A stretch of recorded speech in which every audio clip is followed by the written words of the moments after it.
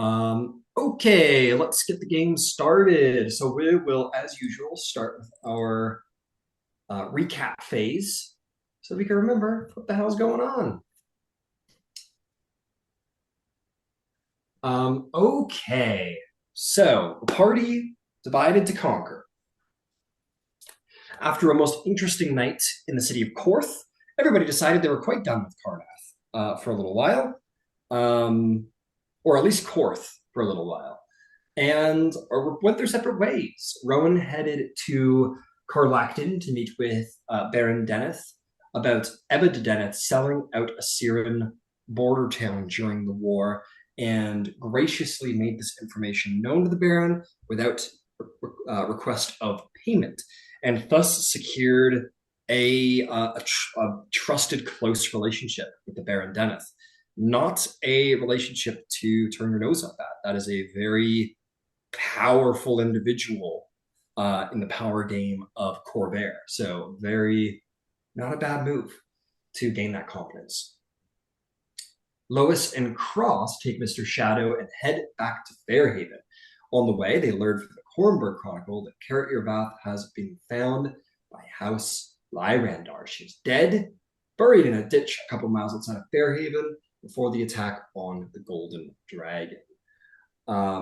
And true enough, you all realized the information that was for sale wasn't as much as you thought it may be, but you guys made out like bandits, which is the important part.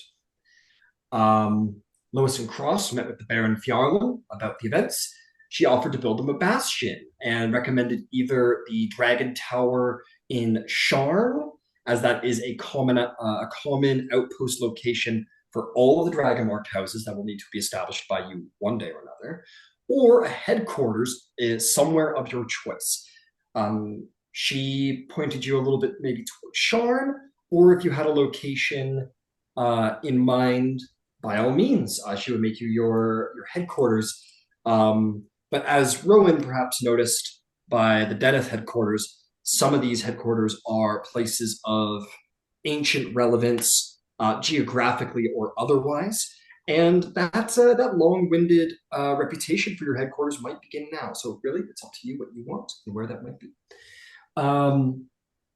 Lois meant to out the creature as a Thurani operative in an article she intended to release, which was highly pushed back against by Cross and the Baroness.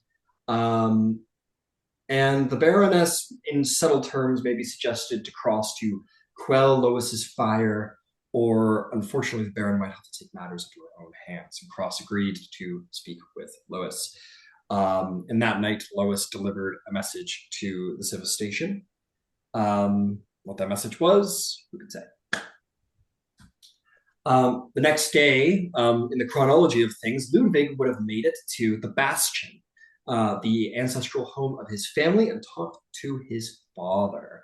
His father suggested somewhat callously that Ludvig be disowned so that he can legally be a member of the House Leora, and suggested inviting the Crimson Butcher to the Bastion to make good on any possible harsh feelings that may have been had from the events of Korth, and more still, perhaps attempting to secure an alliance through marriage with his family to his daughter, securing political connections to Karnath for House Leora. He also told, also there was a sort of father-son moment where he told Ludvig that the three things he should prioritize when thinking of marrying is political gain to your house, marrying someone who can help you produce a dragon-marked heir child, to make as many of them as possible when that is happen, and then, and only then, should he consider love to be in the equation. He offered the idea to Ludvig that he might have lovers outside of his marriage if it's unsatisfactory emotionally, but assured him that no such thing happened in his own marriage with Ludvig's mother, and assured him that the two of them were content, maybe even in love in their marriage. He also gave Ludvig a family heirloom, a war pistol a pistol that he used in the war, as a thank you, and assured you that House Leora would always be welcome at the Bastion, and hoped Ludvig would pass along his most sincere thanks to Rowen, the architect behind his new prosthetic arm, which is where we pick up today. We're a little bit divided right now. So just because of the chronology of things, because Ludwig, it took you a little longer to get to the Bastion than it did for everybody else, we'll start with everybody else and then come to Ludwig, and maybe we'll align our chronology there somewhere.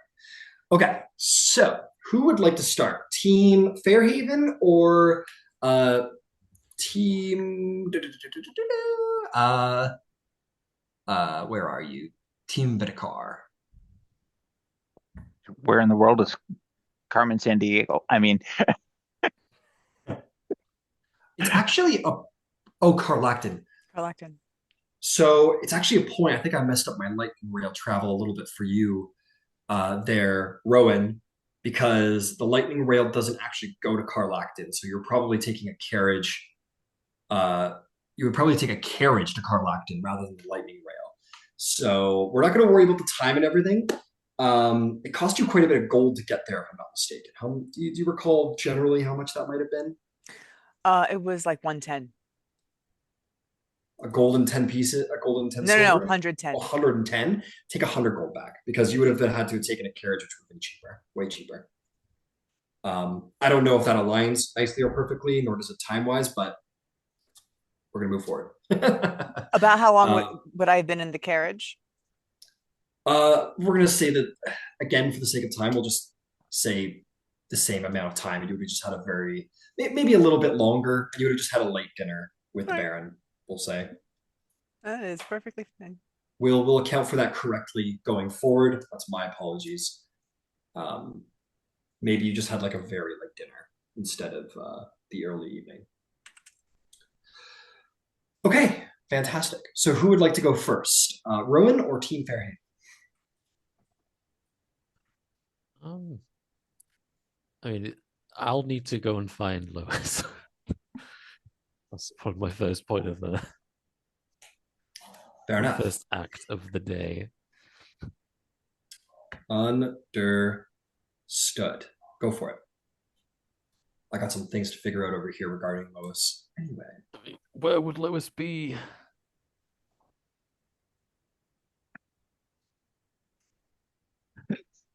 after that meeting, Lois immediately went to uh, a civis station nearby. I guess Cross will have looked around the business, found you not here, and then just waited for you. Unless there's like there must be a civil station in the Mesne, right? there's certainly one in Fairhaven. I don't think they would have had their own one in the actual outpost or in the Demise. So we'll say as you exit the meeting, you wait around for a little bit. Maybe Bastion would have told you like, I didn't see her go into her room. And you wait for probably not too long, and Lois returns. Okay. Lois.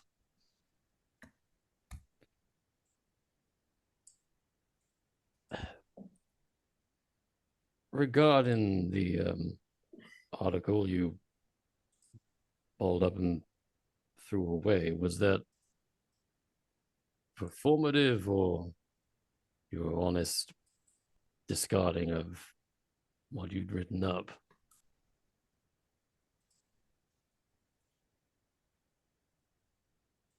Probably in about 10 minutes, I will no longer be with the Cronenberg Chronicle.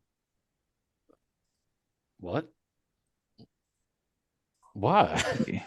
Due to a conflict of interest, I cannot report in a manner by which I feel ethically obligated. I feel of the two, I have more obligation to getting House Leora established than I do as a reporter for the Chronicle.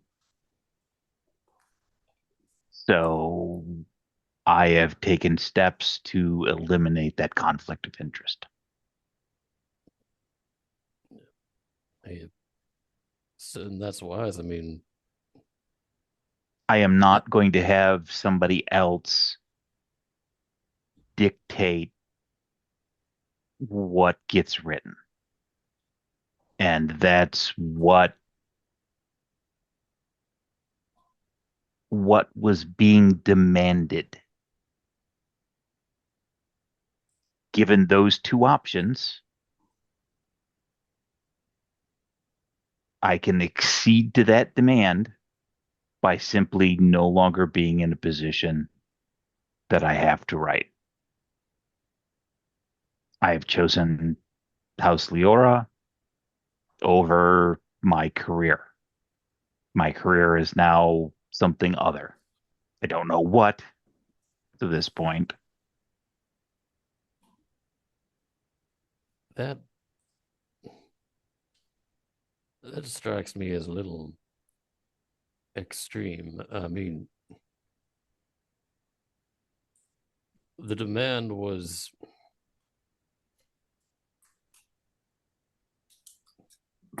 in reaction to something that was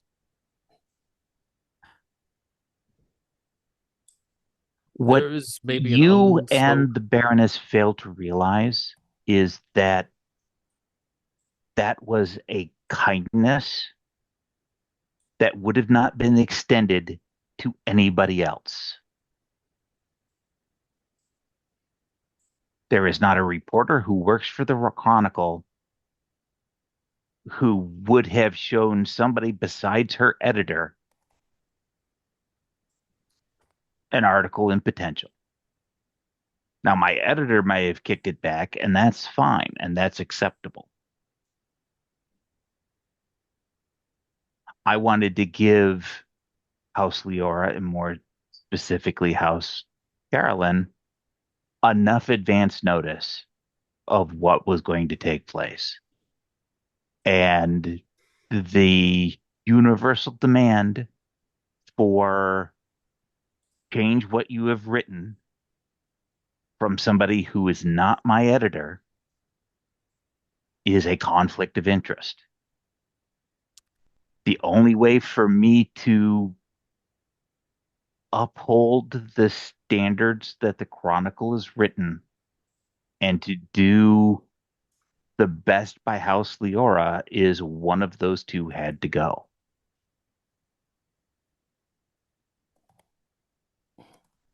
I mean, I don't interpret your informing us of what you were planning to write as a kindness, because had that article gone out, you would have gotten us all killed, yourself included. I don't think that it would have escalated to that level of extent.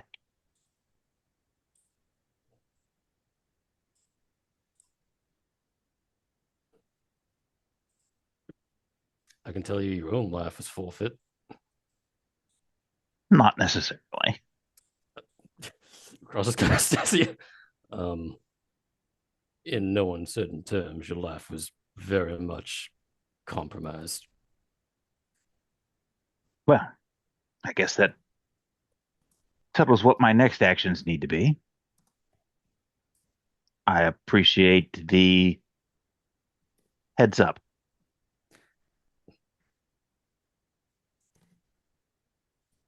Maybe this is for the best if you feel that you can't restrain yourself from potentially publishing things that could get House Leora wiped out. So, sure, I appreciate this move. And I'll leave you to it. And Crosswell swearily kind of just bow his head and depart. And with that additional piece of information, Lois will go and collect her things and will leave the house for Fjarlin Demeness immediately. Fair enough. Understood. All right. Where would you like to stay in the city there, Lois? There was a inn that Holden had us at some point. I will go back there. Understood. Understood. Let me go Ooh, that was a while ago. I'll go find out when that was. That was Queen's Grace, I think, perhaps. Queen's Kiss. Yeah, Queen's Kiss. my personal memory is a little fickle. No worries. I believe it was called the Queen. Yeah, I got it wrote down. Here's the Queen's Kiss. You find your way back to the very fine established the Queen's Kiss. Definitely for the discerning customer. And we're off to the races. Tabs, tabs, tabs. Let's see. For a night there, that will be. Oh, where are you? There we are. 2 gold minimum. You can upgrade if you want. Yeah, we'll go 3. Okay, sure. 3 gold. That'll get you in like a. It's a single, but very nice accommodations. Upper floor. Very nice. Okay. There is, before the night is through, there is absolutely something that is going to happen. I just got to find it.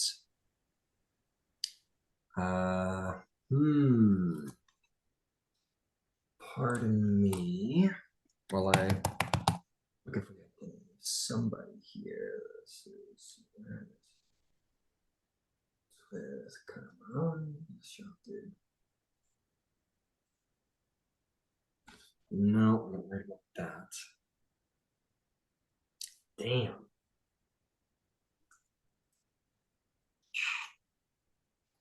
I have it broke down. Sorry, folks. Okay, I'll tell you what. We'll swing around for the moment while I'm looking for that. Cross, is there anything else that you'd like to get up to this evening? There is one thing, although I'm not sure if I'll have to deal with it now, but I'll DM you so you're just aware. Okay. Damn, where did I?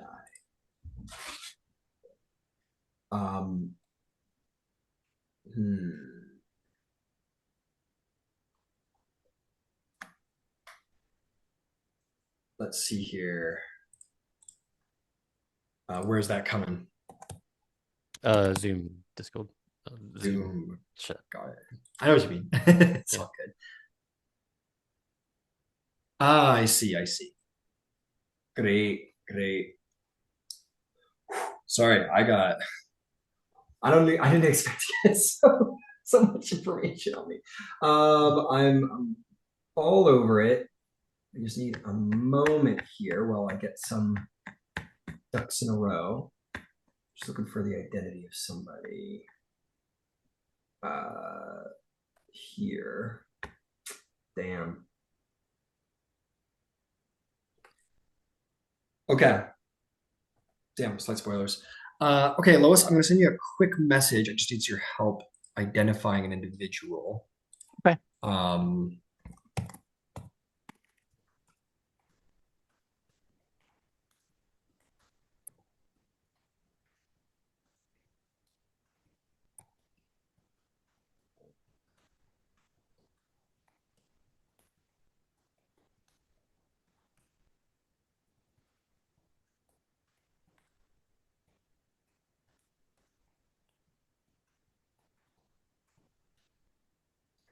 Cool.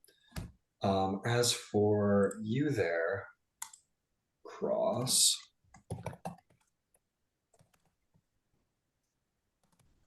I mean, since I'm not sure where to meet them, I'm going to go with the one place I at least know where they've been before, which would be the building that was like where they were hiding out before the attack. Understood. You head out in that direction. Yeah. And you're going to meet the individual you're looking for. This half-elven woman approaches you. She's a pretty low-key individual. This, I believe they call themselves the Corvarian. These half-elf, or what half-elves call themselves in this world, Corvarian. So this Corvarian approaches you, who you have met before. And she kind of walks up to you kindly, uh, and will say, "Do you have a match?" A match.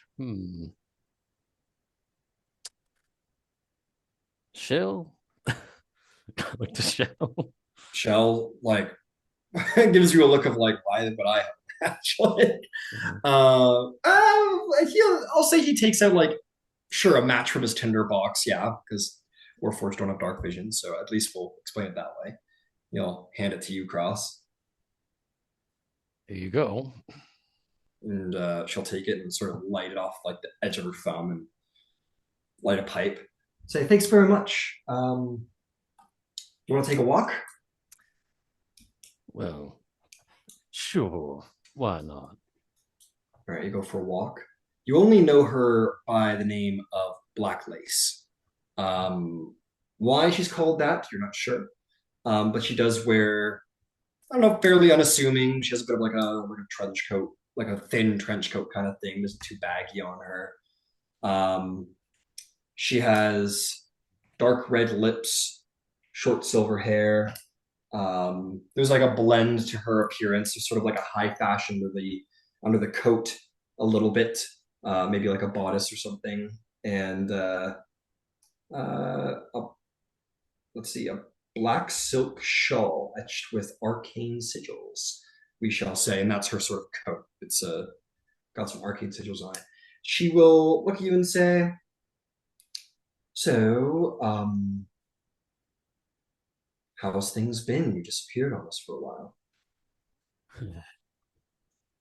Getting dragged away to Karnath wasn't ideal, but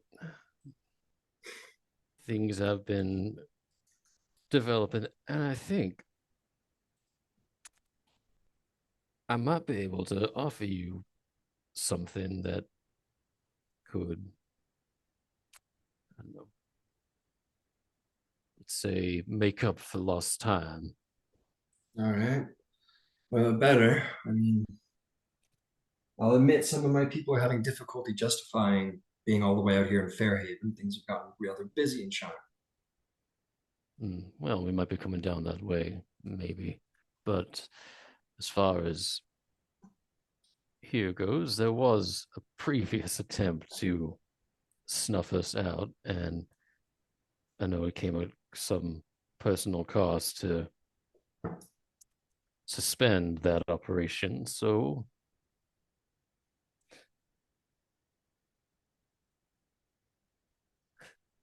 Elizabeth Jarasco and Zally de Torn, they bear my mark, but they are, let's say, not under my circle of friends. So you're welcome to reopen whatever contracts you like on those two. Well, we've closed the contract on House Liara for now. We can't be seen like we're protecting people so much. So while this one's closed, it might be harder to close the next one. Hmm. We don't like the dragon marked houses. You guys are new, so we're willing to extend you the benefit of the doubt. But let's just say my leader is just waiting for you all to be pushed into a corner where you're going to have to take action against us.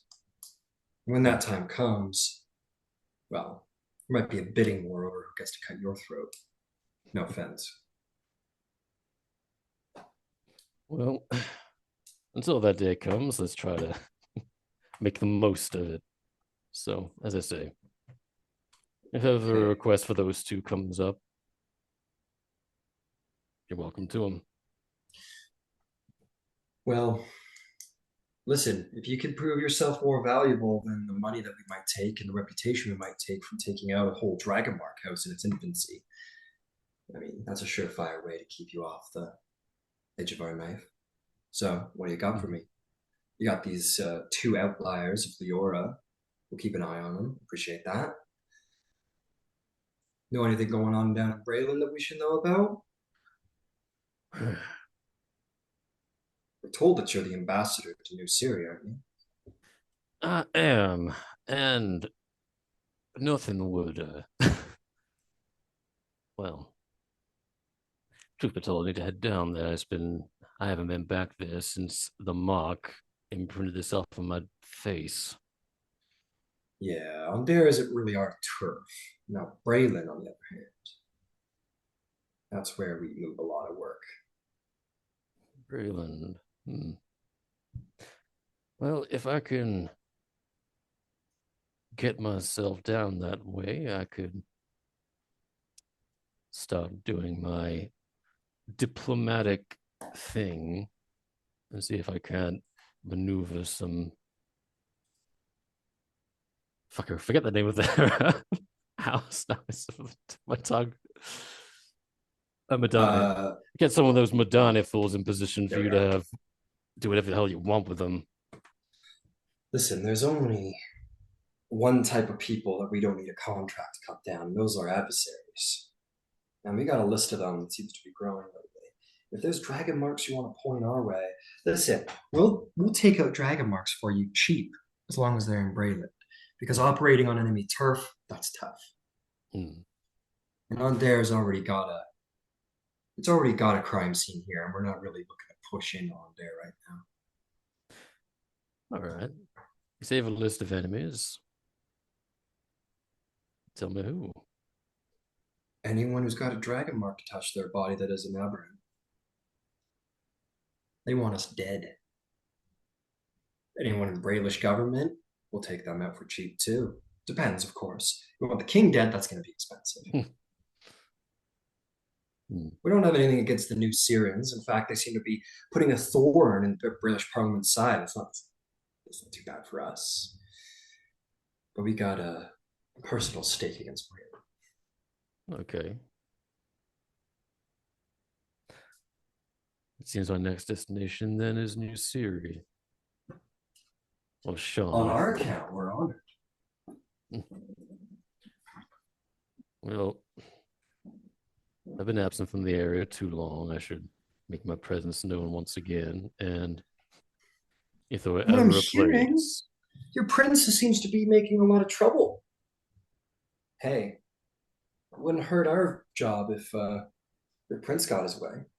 Keep the king's attention on the other side of the border as opposed to Charm.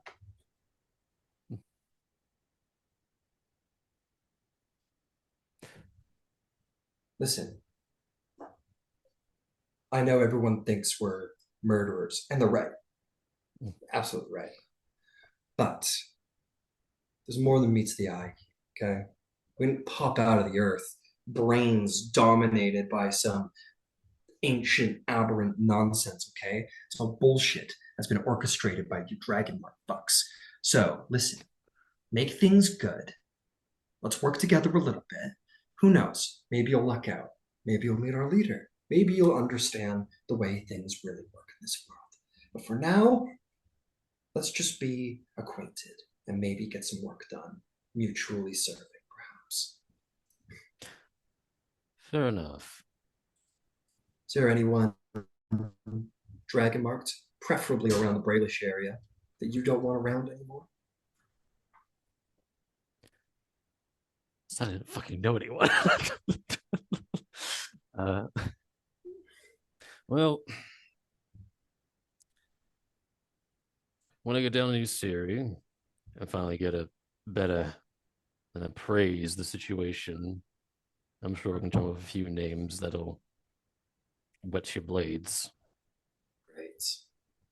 So I'll tell you what, next time we meet, we'll meet in Braylon. Where would you prefer that to be? There's eyes all over New Syria. I'm happy to be an extra pair. Make a New Syria. I mean, as part of Orgev's court, I have every reason to be there. Then I'll meet you in New Syria, I suppose. I'll remind you, I'm having a hard time justifying working with Dragonmark people, especially as tender targets as yourselves, so it might be good to brainstorm some ways where we can all come out of this friends and alive. Let me Thanks just for the say that. match. Let me just say that, as far as Mark's concerned, I would rather not have it. I certainly didn't take it willingly. So, Well, I will say you're a unique one. You tried to offer us up this Lois and this, or not Lois, sorry, this Jarasco and this Tarashk person who has a dragon mark of your house. You want to serve them up on a plate. They offend you? I mean, it's not like you have so many dragon mark heirs running around out there that you can afford to lose them. So either you're easily offended or a little bloodthirsty, or you just don't give a fuck. they Which of just those three chose is it? to remain with their original houses, so they're no friends of mine. So your people wouldn't be offended if, say, contracts were pulled on such people. Oh, Of course, I'm sure the rest of my house will be deeply concerned that those who departed are, well, those who did not take up the Leor name suddenly died, but if I'm being quite honest, I'd rather a little fear in the ranks these days. a little fear in your own house. Huh. I don't know what to make of you yet, but I'll report it back.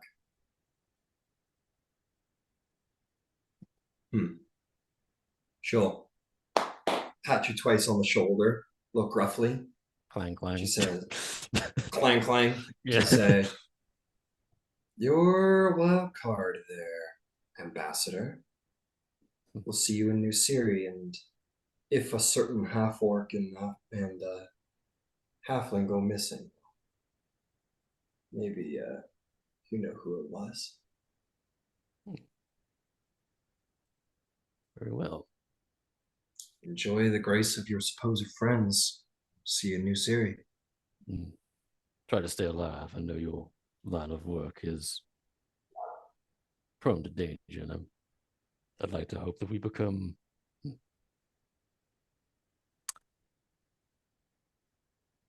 mutual acquaintances for a long time. She sort of leans in, kind of raises her hand. She goes, all the world hates House Tarkin, and we hate them all back just the same. Hopefully I'll be alive next time you see me. And she'll walk down the street with a laissez-faire attitude towards her. Fantastic. I'll look to Shelby kind of like that was House Tarkanon. And Shell goes, I like House Tarkin as much as one can like a flesh-born people. well, if there ever a group that hated the Fleshborn as much as we do, they do. So I'd like to utilize them as much as possible. Perhaps their superiors may know something of unusual marks. Perhaps their anger at the rest of the dragon marks might be used. An exciting alliance you are creating. There's the Evangelical hope. Cross. I can only hope that they aim higher than being simply blades for hire. I'd like to see them do something more to really shake the foundations of this world. Is that your intention? Evangelical Cross. It has been. You have been out in this flesh-born world for some time. Do you intend to strike soon? It's too early.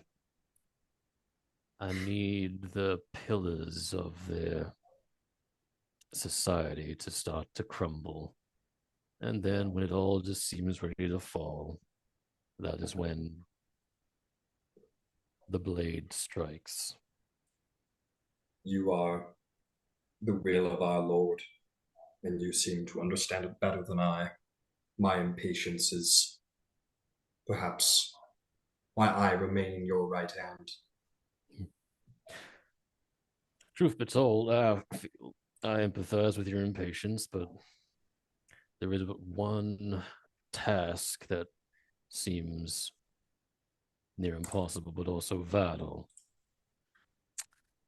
The mourning. The morning. Why Every the mourning? fleshborn nation is at a standstill. Even, well, Karnath and Heir are already at each other's throats, and yet neither can quite commit to a full-blown conflict because of fear that their nation will be wiped off the map. Without knowing the source or the cause, everyone is forced to just stare each other down hatefully, us included. As long as we do not know what the source of the mourning is, who possesses the weapon, if there even is a weapon, or if it's just some divine phenomena, any attack that we as blades make could be destroyed in a single moment.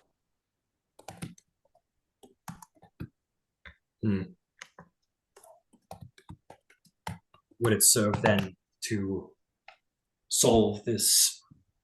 Is that your intention then, to solve this mystery so that they may have reason to war with one another again?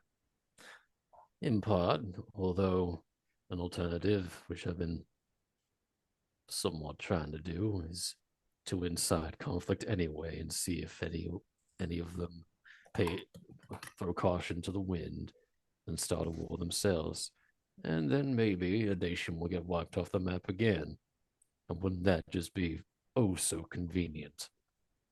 And our lord's territories expand. Indeed.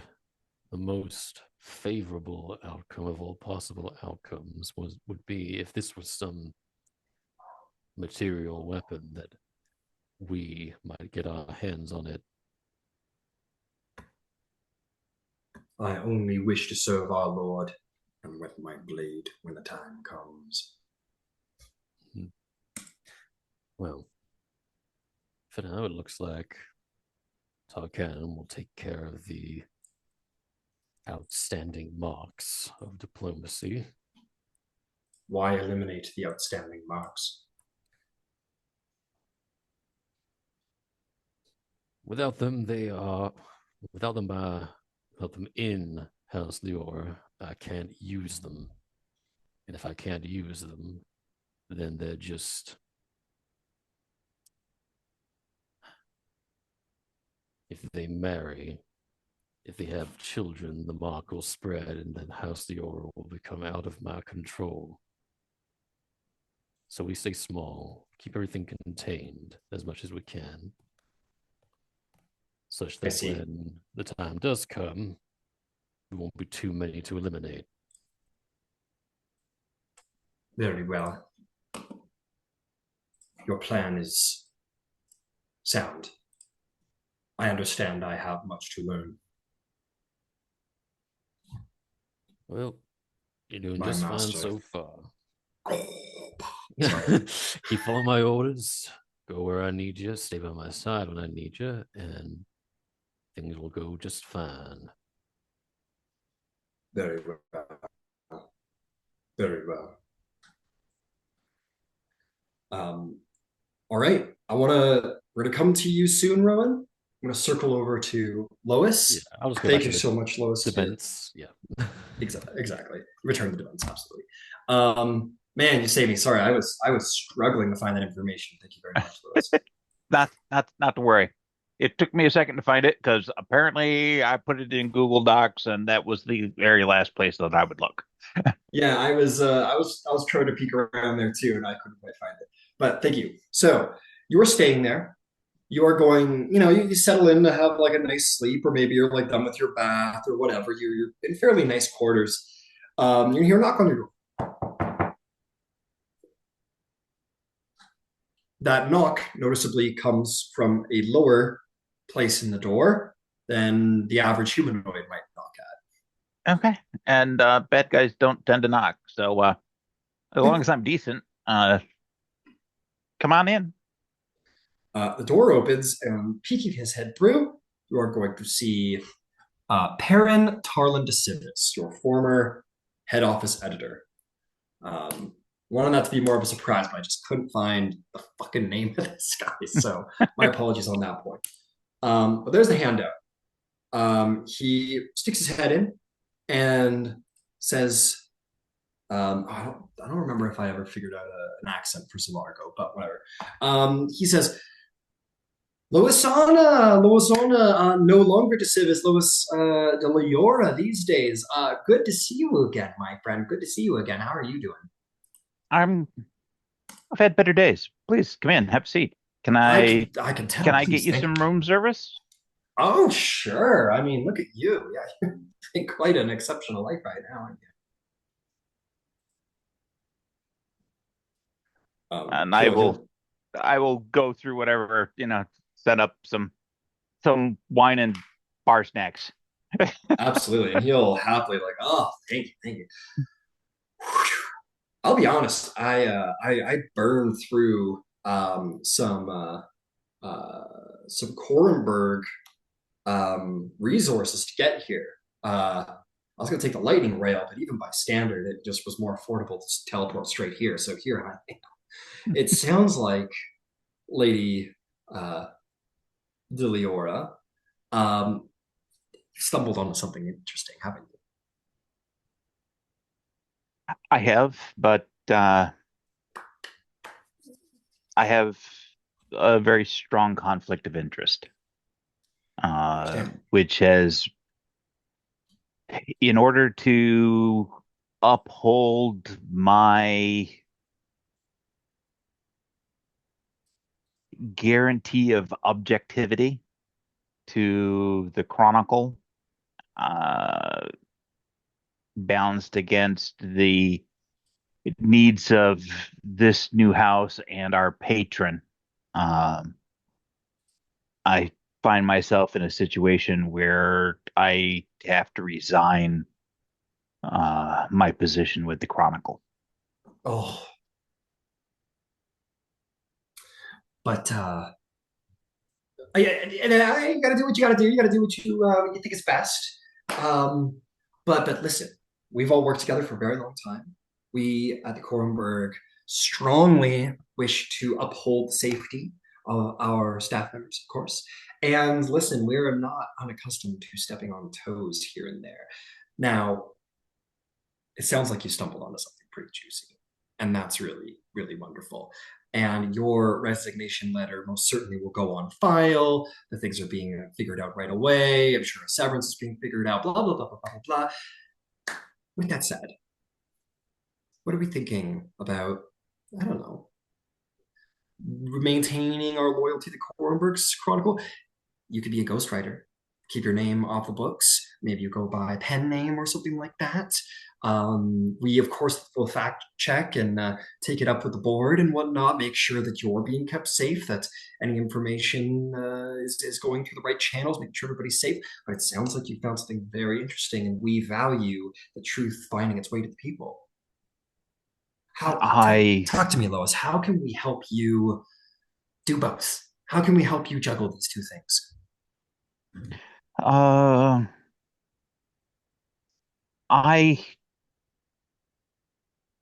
have a thought, and I haven't had an opportunity to think onto it for a very long time, but I have had a thought, and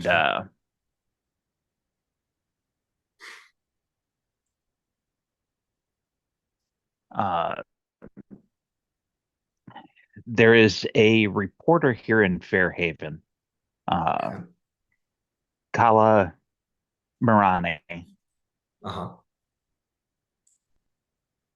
I would like to be her confidential informant. Okay. So, just to be clear, you were putting you in charge of like the news coming out of House Leora, right? So you want to report that information to Kala. Do you mind if I ask why Kala? I mean, she's really good at what she does, but she's the foremost expert in magical phenomena.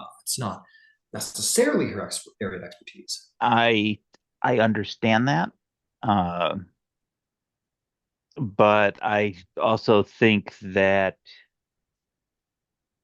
there is an opportunity for her to expand the scope of her career. I see. And we had we had sort of a rough start. It got Mm, smoothed over, but there was a bit of a rough start to be had there, and I would like to do her a good turn. Nothing, fair enough. nothing more than that. And she is more than welcome to decline if that's her choice and option, because Okay. this will attract some attention, I'm sure. Okay. All right. We'll keep everything nice and quiet. Nobody really knows I'm here. Honestly, I got the house around. Well, certain people I know here, but not officially. So I hopped on a teleportation circle with House Orion as soon as I got word that you were dropping things to get here as quick as possible. So I'll go have a private word. If this is your person of choice, I'll go have a private with her.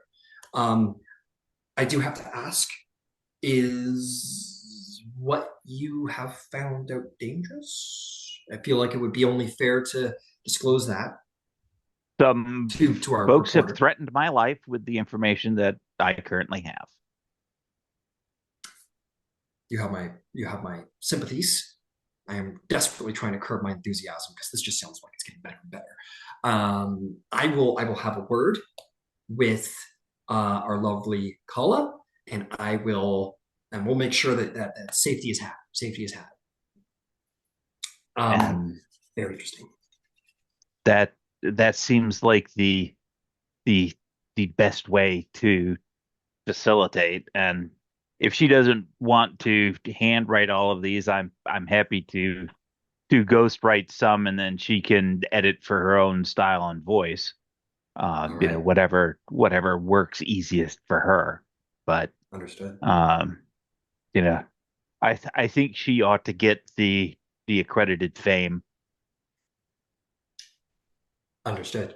such that it may be inf fame or infamous, whichever direction that may go. Well, if this is your choice of person, absolutely. If either you or Kala are uncomfortable with the arrangement, if there's any danger involved, I have the perfect person in mind to step up if she is not willing to. I have a couple of somewhat bored war correspondents who are used to the danger, and we'll get in there. This isn't the first time we've had a confidential informant. I'm sure we will, as you know, we have very tight ties with House Civis. We'll make sure that everyone's kept safe and discreet. Um, very exciting stuff. Okay, it's a little late. I'll let you sleep. I will head to the Bain office tomorrow and see if I can track Calamoreni down. I know that she was working on some House Leora stuff regarding the mark itself. So I will speak to her personally and get back to you with her word. But for the time being, yes, thank you, Lois. Thank you for having faith in the Chronicle. You are entirely welcome. Okay, all And right. thank you for making the trip. Of course, of course. I mean, we value you, Lois. You've done really good work for us, and you're in a very. I'll be honest. You're in a very interesting position as far as the news goes. We want to hear what's coming out of House Leora, and you're the best person to do it. So, however you want that done, we're gonna make it happen. All right.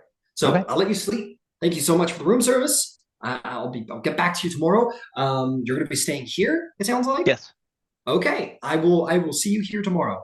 Okay. Why don't we say around the same time in the evening? Okay. Fantastic. Well, I look forward to it.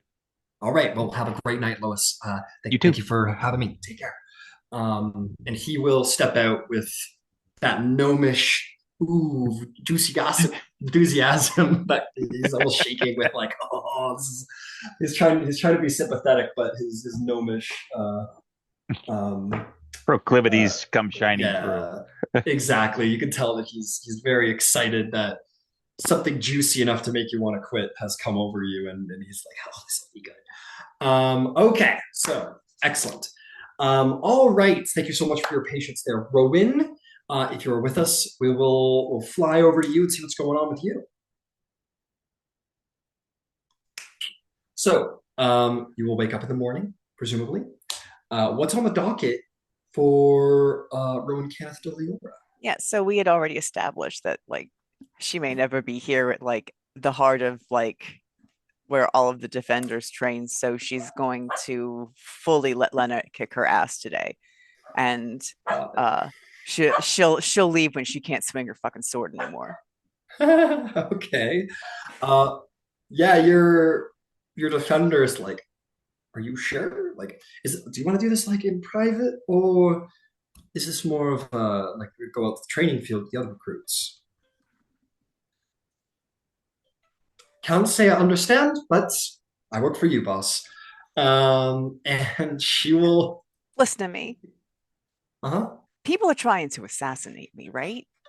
Like, I am really, really glad that I have you, but also I would rather get my ass kicked here where I'm not gonna die, and maybe I learn something not about dying, right? So that we work together Hmm.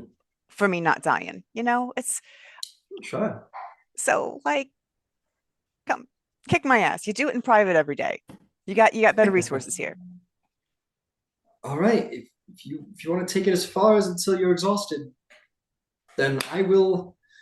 Let's go. Just don't fire me or anything afterward.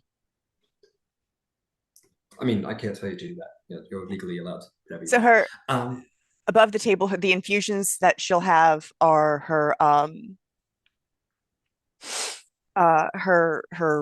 armor okay, and her arcane focus.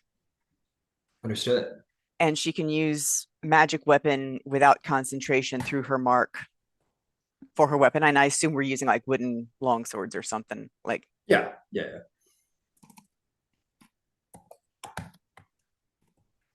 Um, I do. Rowan does kind of have a little bit of an ulterior motive that she's not going to tell Lena, but Carmen will tell the DM. yeah, sure. She's a really good teacher. And I feel like she has found a way to take this skinny kid that's a little coordinated, uh, and teach her how to use her body and her mind to fight in her own best style. So basically, Rowan uses intelligence to swing a long Mhm. sword, but she figures learning how to do that was pretty people. She's kind of trying to show Lena off Oh, I see. by being a real by being a good student. She's trying to show Lena off because she knows that Lena has aspirations other than being her bodyguard. But she's Quite not possibly.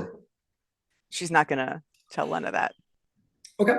You head up to the training fields where you see it's very military around here, where they're training mercenaries, marked or unmarked, heirs or not, in the art of combat.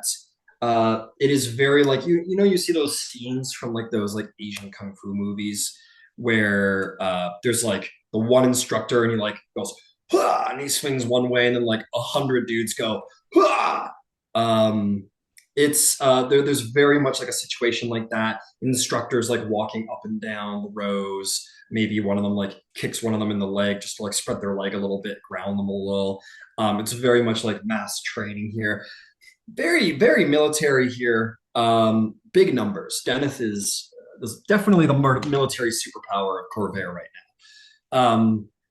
You head out to the training field, and you and Lena, I think, probably like not in any armor. We're not training that today.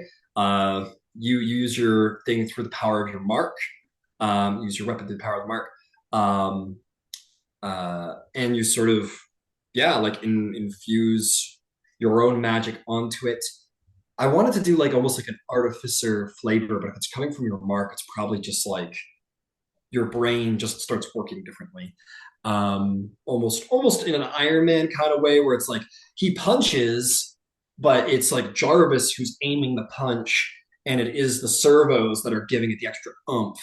But the mark is just like probably utilitizing the usage of muscle. So as we all know, you only ever use about 20% of your muscle power at any given time, so it's not to destroy your own body. Maybe your brain is able to sort of almost like biohack your arms so as to make that balance as efficient as possible. And you go to work. Surprising, it's probably pretty surprising for your physique. And Lena wears your ass out, like running some laps. And then like there's a little combat training after she's like worn you out at the beginning. She probably has you like do like a full regimen of like she's like, okay, there's some weights, let's do an hour of weights. Now let's do like half an hour running around in circles, agility, aerobics training. Now we can pick up a weapon once you're fucking exhausted. And let's see how you do.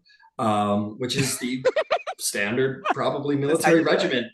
And once you barely feel like you can move your arms, you're like sluggishly moving. She's like getting out of the way. It pisses you off. It's meant to piss you off, so you can learn to control yourself in battle when you're pissed off. And she's like tapping you on the head, and she's very much working to frustrate you and piss you off. And you're sluggish, and she's correcting your form while you're sluggish. And after maybe like 2 to 3 straight hours of exercising, make me a con save, Rowan. I'll say make a con save and make a charisma save. One to sort of control your frustration and keep a level head. One is to see if your body holds out. So the con save is a 21. Okay, 21.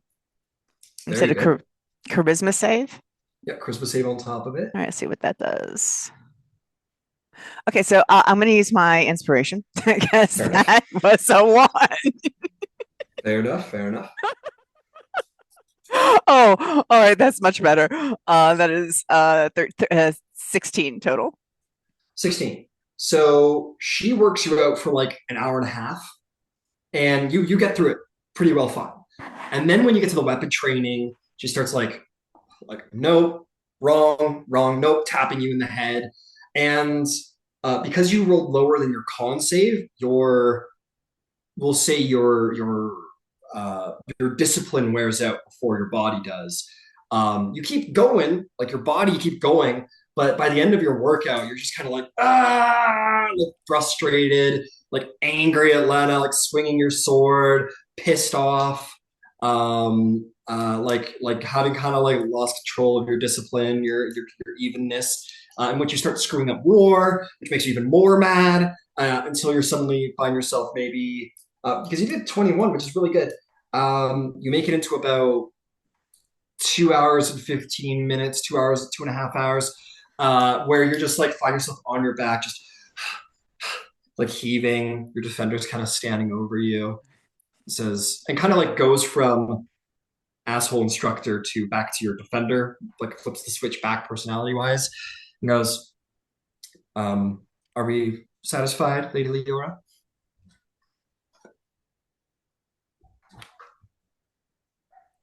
Do you want me to give you a minute?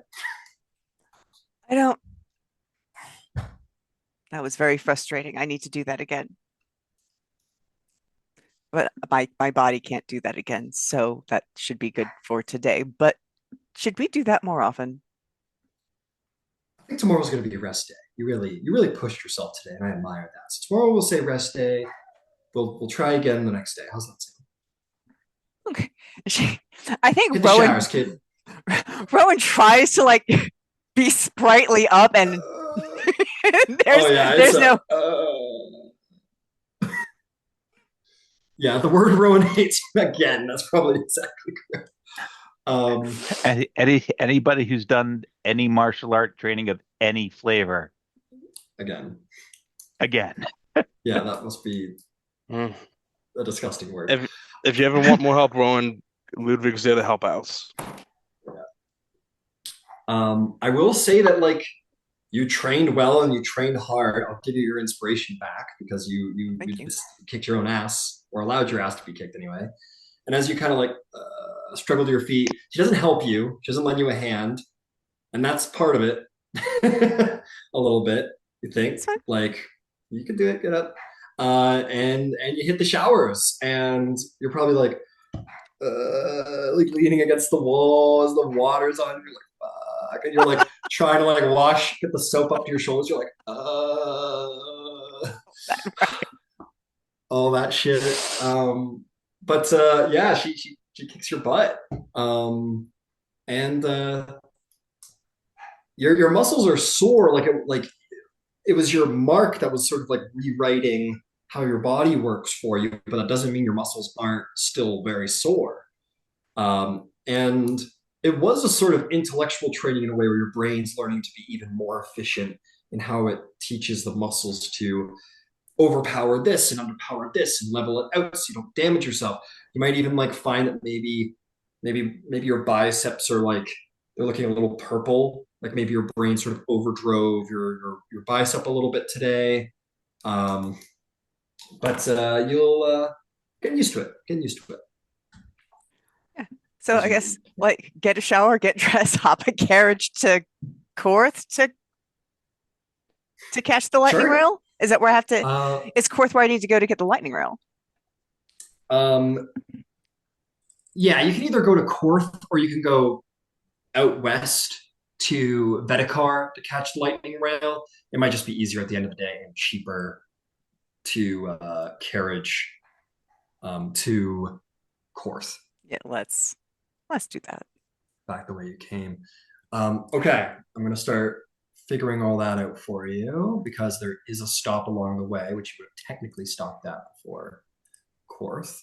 That's gonna be 220 miles to get there by Mage Bread coach. They travel 5 miles an hour, so that's going to be 220 5 miles. So 44. There is an option, Roan, because along the way there is I believe it's a village called Vergensly, where you could stop for the evening if you want to not be on the carriage anymore, or you could just straight shot it over to Korth. Total journey is 44. There's 24 hours. So it'll just be just under 2 days. So technically, you would have arrived in Karlakten the same day Ludvig would have arrived at the Bastion. Just as a note. So you want to just straight to Korth? Yeah, if that's possible, then I would prefer to go straight to Korth. Absolutely. No problem there. I'll make some adjustments in my calendar later, but for now, incredible. I can just do it right now. It takes 2 seconds. Now, when we do get to Korth, we'll stay overnight before hitting the lightning rail because we've been traveling hard. Yeah, that's definitely hard traveling. They probably will have a number of people sort of driving the coach so as not to hurt. So no one has to stay up overnight. They have sleeping on the coach. People switching out. As your coach is called, the Baron of House Deneth will see you off. Baron Brevin will sort of see you to your coach, and he will say, "It was a unexpected honor to have you here, Lady Leora, but a good one." I look forward to our next meeting, Baron. Initial. I do as well. Do you expect you'll be, well, we all know who won the founding of your house. Fjallen won the founding of your house. So you'll probably be a little further out east. Our worlds are slightly divided then, unfortunately. I have noticed that your house is always close by, and it is a great comfort to me. Well, be assured House Leora will be paid every respect, and when the time comes that you open your first guild, we will be more than happy to continue to supply you with defenders as you require, and any other protections. Thank you, Baron. He will like politely like do the hand hooking onto your carriage or whatever, but there is a reserve to that. we're not supposed to outside the house kind of thing. But you can tell he was delighted by your presence in Carlecton. And maybe remorseful that you're both in such you're both in different nations, based in different nations right Yeah, now. Okay. You that is a board your mage shame. bread coat. That is a shame. You board your mage bread coach. You'll have no trouble sleeping through the night. As it makes its journey to Korth, you will arrive there in just under 2 days on the way back. In which we will find our way over to Ludwig. We'll find our way over to Ludwig. Thank you for your patience, Ludwig. But you awaken in the growingly. Oh, I never changed the map from Fairhaven. My apologies. The strangely slightly hauntingly empty Bastion Keep, where there's only you, your father, and the various people who work here at the Bastion, the soldiery, the servants. No family other than your father. A slightly lonely place. What are your plans? What are your plans? Your father would inform you that that's the Bastion probably will not be hosting the Crimson Butcher anytime soon. It might be some weeks before the Crimson Butcher can make such a journey to such a remote keep. So, yeah, you're not. It's not like they're going to be showing up in the next day or two. Not surprising. I'll be honest. I'm speaking to my father theoretically right now. There's a weird part of me that just kind of wants me to just get it over with already, but it's for the best. So chances are more than likely that I will probably travel to Korth under the hospitality of the Crimson Butcher more than anything. I would offer the Bastion as neutral grounds so that House Leora may meet in such a place as they might feel comfortable, but let's just say the Crimson Butcher has tighter ties to the crowns these days than I do. So I will keep you appraised of the situation through messenger station. Okay. Yeah, yeah, you'll mainly be walking with him for the most parts up until that point. I'm sorry, anything I missed in that, Ryan, again? He's just saying like he doesn't. He's reached out to the Crimson Butcher, but he's very busy with politics in Korth. He doesn't know when exactly he will be available or where if it'll be held in Korth or the Bastion. But he predicts probably in Korth because the Bastion's very remote, and the Crimson Butcher has more pressing personal affairs there than your father has at this remote keep. So he would probably be the one traveling, and remarks that uh, if that ends up being the case, he travels to court to be hosted by the Crimson Butcher. It may be better if you came by yourself because obviously House Leora has a history with stealing shit from the Crimson Butcher. So he Yeah, might not be comfortable hosting. yeah, that's a Ludwig will issue an official non-denial denial.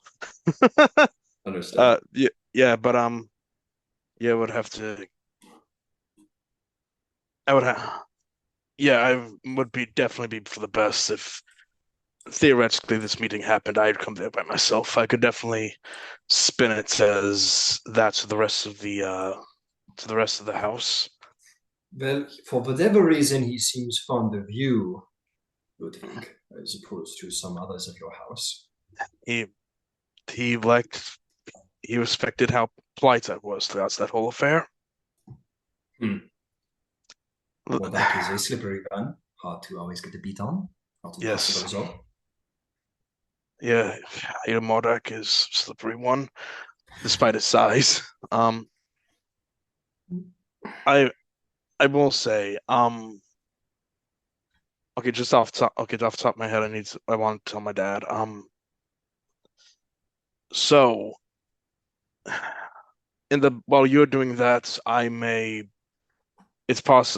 work with House Leo to try and get a meeting with King Caius the Third in the future. That that's I By all feel like means. I'm sorry, what was that? By all Yeah, means, a wise yeah. decision. That would definitely be there. It would certainly be necessary if we want to. So, I feel like we could be an important tool for him. I also, Hmm. so I may, I don't want to press on the Crimson Butcher at the moment, so I may speak with the Karnath ambassador about this in back in Fairhaven. I see. You could definitely run it up the system to him. Uh, Very well. And while I begin to facilitate this, remember, Ludwig, you are the man, which means that any woman who should marry you will take your name and join House Leora, but that does not mean alliance won't be made diplomatically with your with the other house. So I would suggest you and your house start being more proactive about reproduction. You have Yes, scarce that's little members. It better be starting to produce heirs. yeah, that's certainly a matter I need to discuss with the others. The problem is at the moment I'm the only major one without who can reproduce and is also not without a second dragon mark. The others could produce problems with aberrants. Well, Um, then your duty is thricefold, is it not, mm, Ludwig? yes, absolutely. So that I will that meeting between you and the butcher will be critical.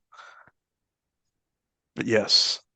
And do you have any advice beyond the ambassador in Fairhaven, do you have any advice about how to get a message quickly to King Caius about us being introduced to him? Mm.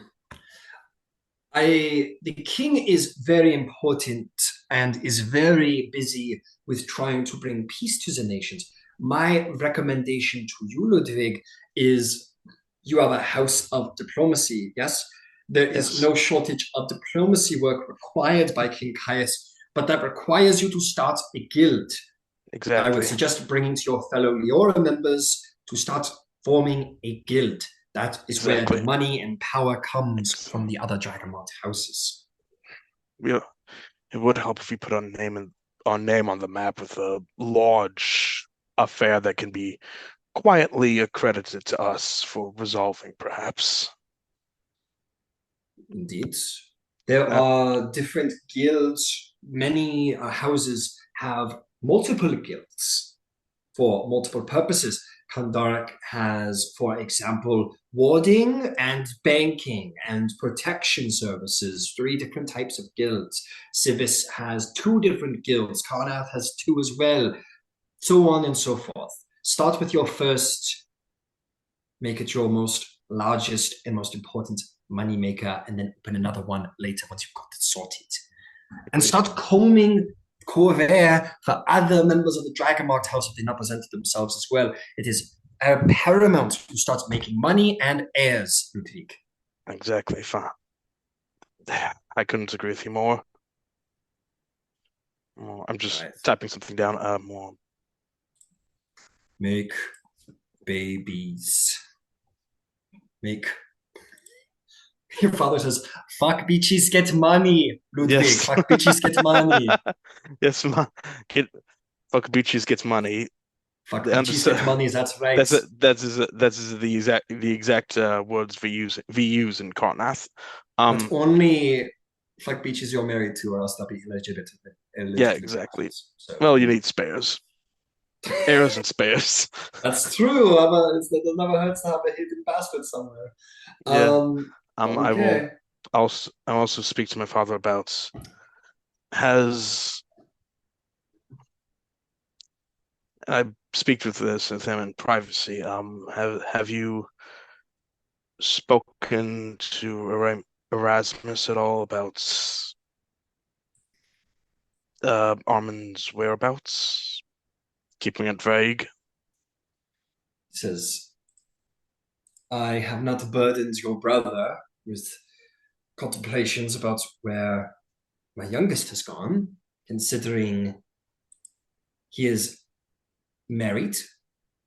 He was being married. He's now on his honeymoon. I did not wish to labor my son with worries Exactly. of miscreants in the You're- family. You're right. We'll let him be happy for now. Enjoy his vacation and his honeymoon and his new bride. When he returns, then perhaps a discussion shall be made. But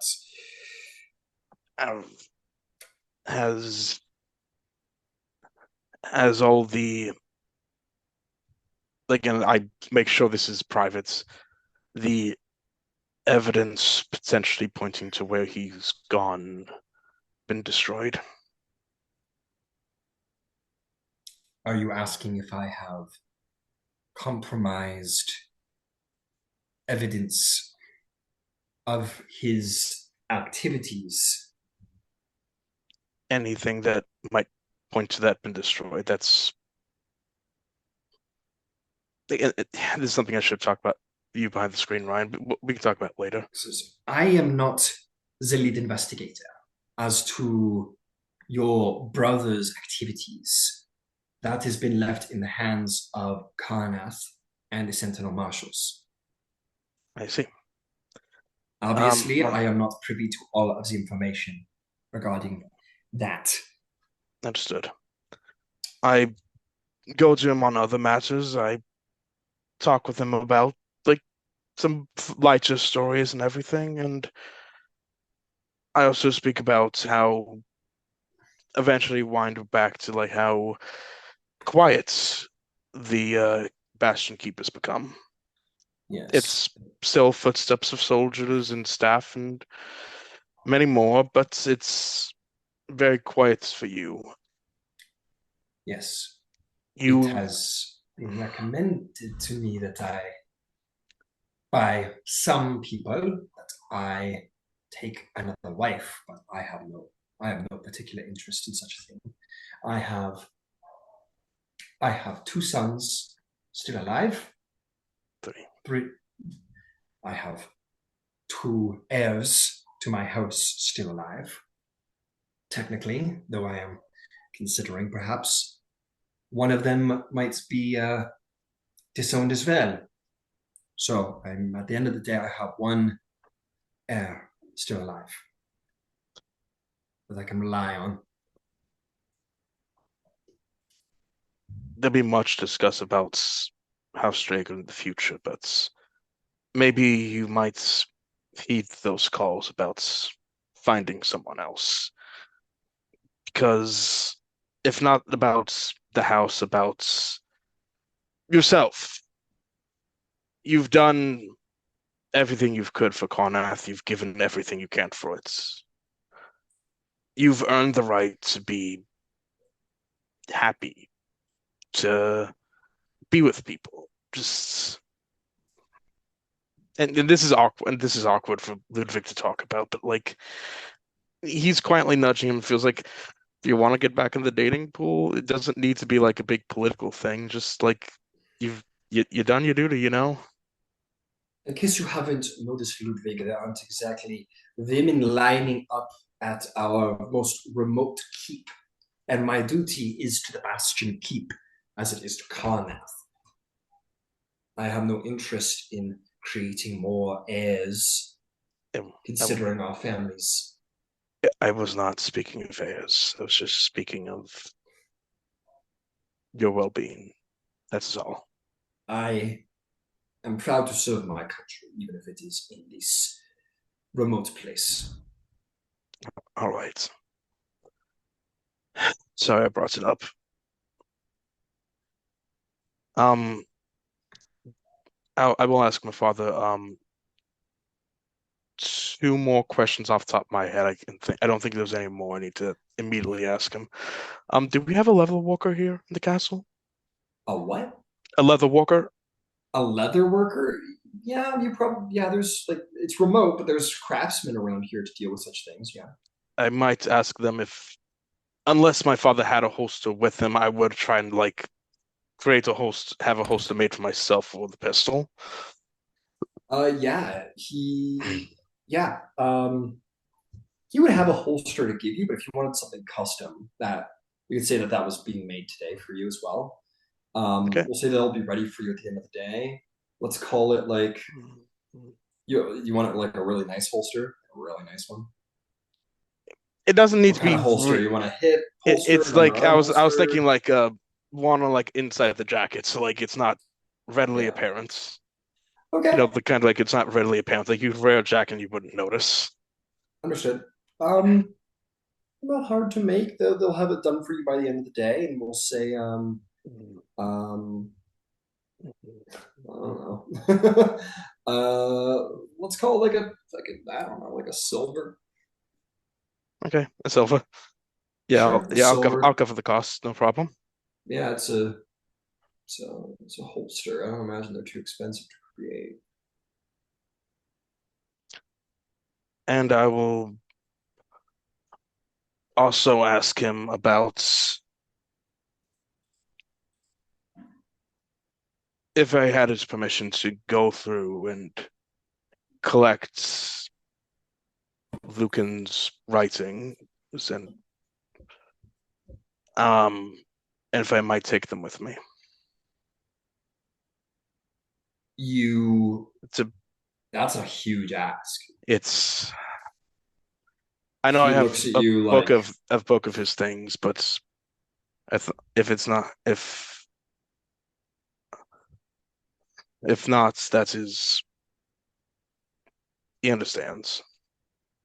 he says, you would wish to leave me without anything to remember, my first No, samurai. no, that's not what I mean. It's tough to explain, but actually, Ryan, you know what? I'll use the last 6 seconds. I'll rewind that with the thing. Got it. Yeah. I got you. I'm actually going to say that the holster. I'm looking through some comparable stuff from the new book. I'm going to say call it a gold for the holster. Okay, gold. I'll put back a silver and add a Yeah, gold. yeah. I think that would be more fitting considering some of the stuff I'm seeing. But yeah, I'll rewind real fast with gift of gab. Yep, fair enough. If I might, I'll ask him if I might have a have a book or two from Lucan's personal writings. Not all of it by any means, just one or two. What do you have of his already? Just one book. He wrote one book of stuff he wrote. Like his of personal you know poetry. If that's other stuff, if that would be okay. So you're asking him the same thing again? If I might have another one or two, or if not, that's fine. Yeah, actually, As you rewind it and yeah, just ask him the same question no, again. I rewind it says just no. Instead of that, I say, "How's the Okay. rest of the staff?" That's what I mean. Okay. A Well, I'll family let it. business. I just realigned, I'll. and I'll cancel that. Yeah, Okay. I'm Okay. let it go this one time, Yeah. but you know, Yeah, when I think about more, he, yeah, right. he's like staff's. He goes, staff's fine. They're working. They work well.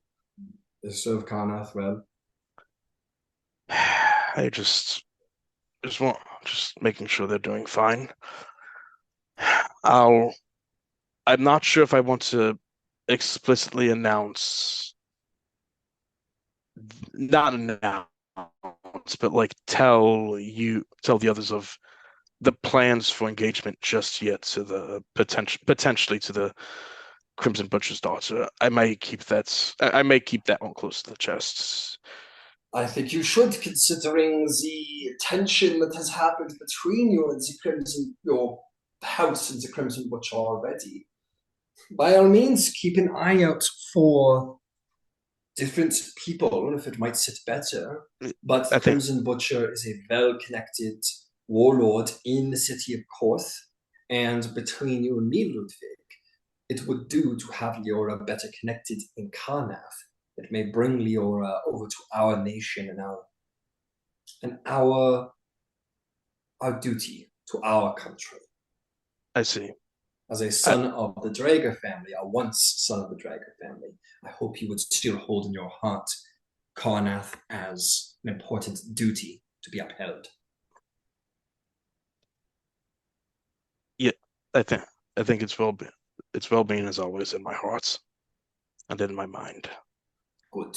I will. Then, as the only person who can make children, it seems, in your house, prioritize marrying into a very powerful Karnathi family. I may begin looking around while I'm back in Fairhaven to make it seem like it's on my mind. But to give you, I will not. I'll make sure that the conversations between you and the butcher remain secrets. Very well. So you have plenty of elbow room to speak with him. Very Now, well. I'll.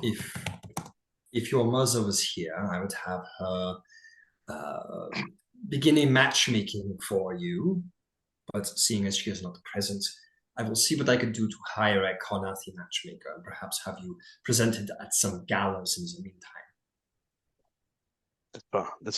That could be possible. Balls, possibly, yes. I could. That's definitely a possibility. If things with the Crimson Butcher fall apart, House Leo may also start working for the Crimson Butcher, take contracts from him in the near future. Very well. I will send to you the name of certain trusted and perhaps discreet marriage brokers. Yes, this will be most secrets, but yes. I may stop and see and confirm with them on my way back to the others. Perhaps. Is there anything else that you want here, Ludwig? You have a great deal to do, and you are quite far away from your house. Is there anything else I want? I think I might take back some Karnathi alcohol, Ryan. Just a little bit from home. I might just take that back from home. And is there a civic station in Bastion? Yeah. Okay. I'll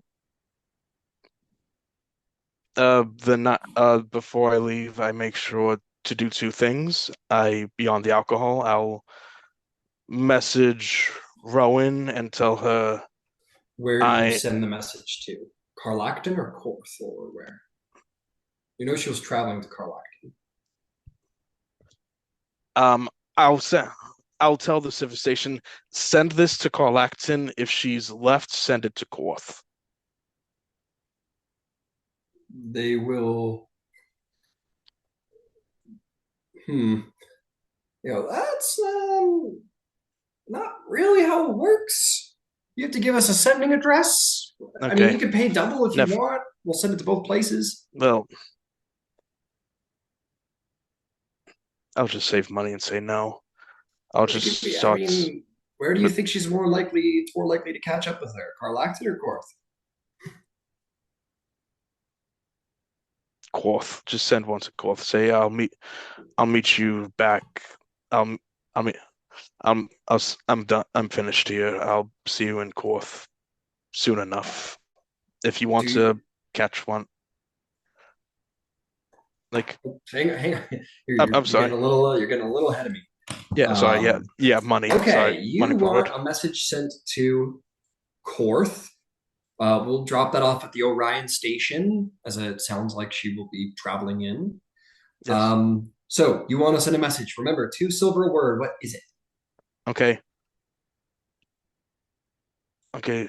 Since it's from me, and she'll know it's from me, right? Ludvig. Yeah, it's Ludvig. I was just saying so we'll say 2 words for your name. Yeah, 2 words for name. finished here with father heading to Korth. Catch, ride back together? Question mark. Okay. Question marks are free. Okay. Understood. Did you want to add a day that you would be back in? When's the soonest I'd be back there? Like thinking. Well, it took you 2 days to get to the bastion, so probably 2 days.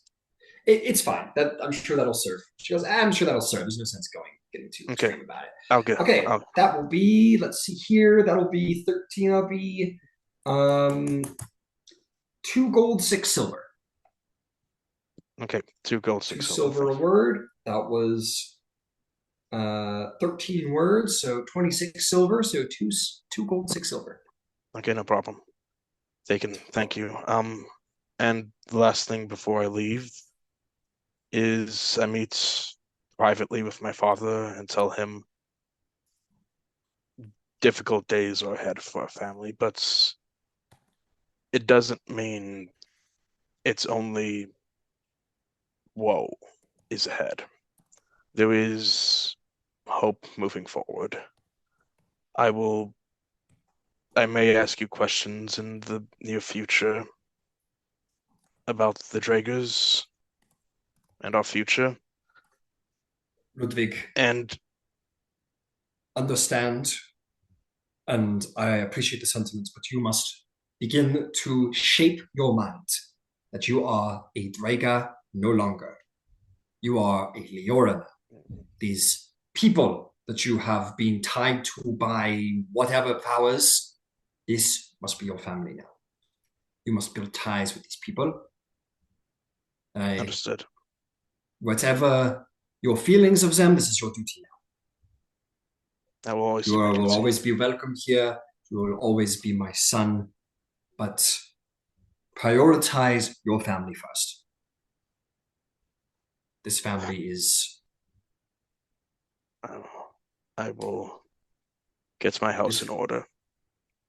Get your house in order. You are, it seems, as a viceroy, a leader of your house. You must be one. Make alliances with your other viceroys. Raise up your family. Get your house in order. The Draggers, leave them behind.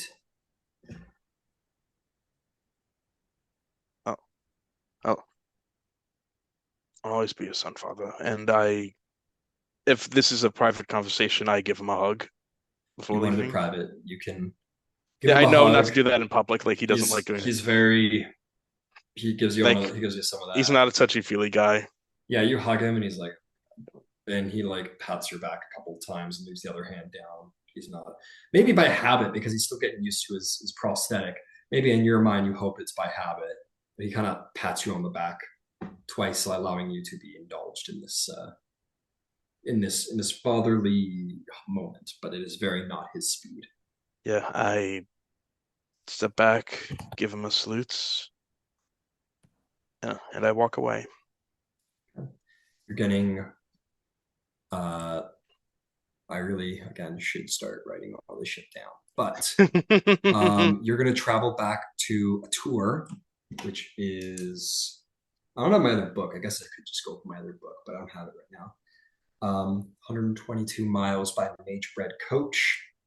And then you're going to travel another by lightning rail. House Orion is making their bucks. Mm-hmm.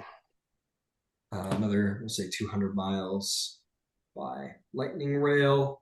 So I'm not going to worry about it. You're going to be 2 days to Korth. You're probably going to arrive there later than Rowan off table.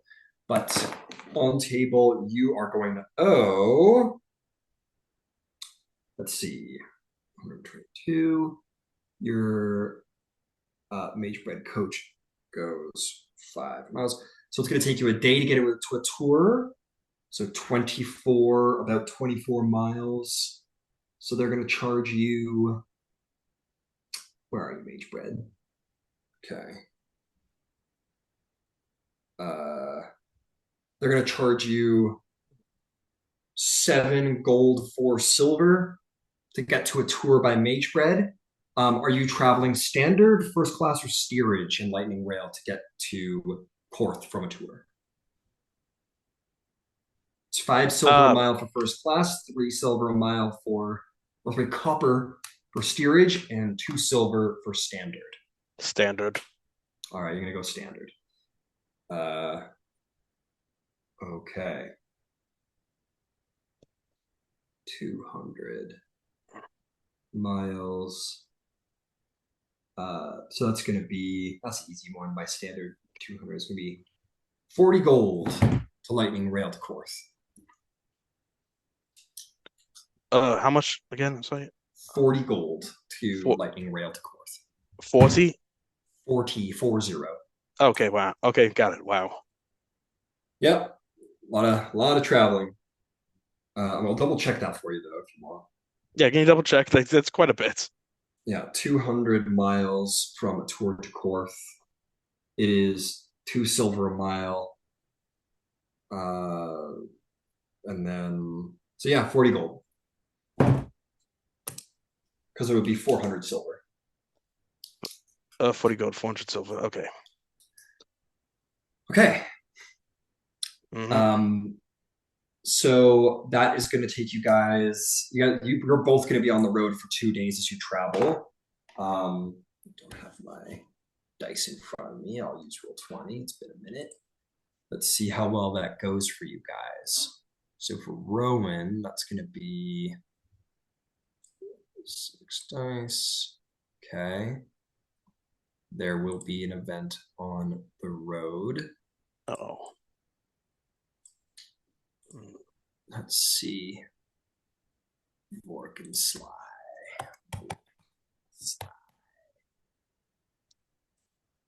Eberron. Definitely didn't spell that right. Forget. Oh, I did. I totally spelled it right. Come on, man. Okay, whatever. Let's see here. What happens to Rowan as she's traveling? You're out in the plains. Why is it being like this? Vergen Sly. Okay. Sorry, just a moment. This place apparently doesn't exist. Don't you hate when that happens? Yeah, it's on the map, but it doesn't exist. Vergen Sly. Okay, I guess we're making up what it does, what it's all about.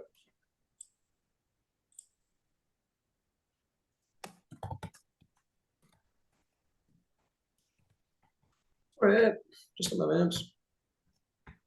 Oh my god. There we go.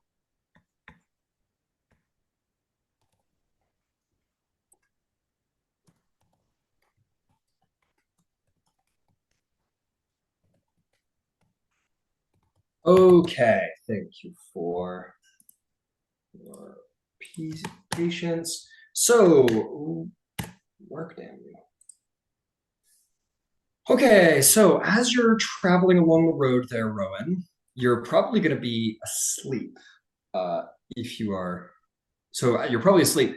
Maybe you'll open your window and look out, and throughout the entirety of your travel, most of your travel with the Magebread coach, you're going to look out your left window and see the gray mist on the border of your home country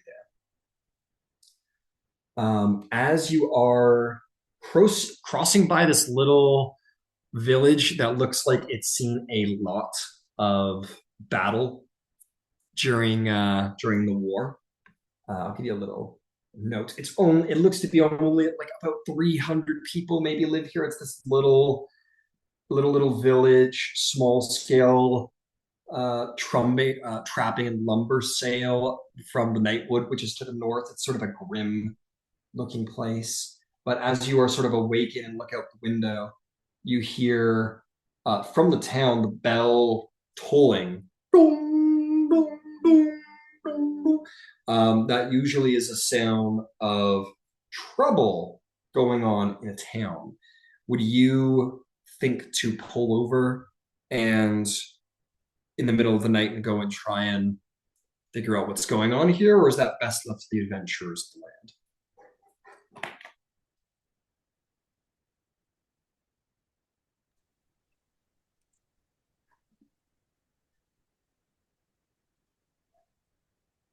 I am actually going to look at Lena.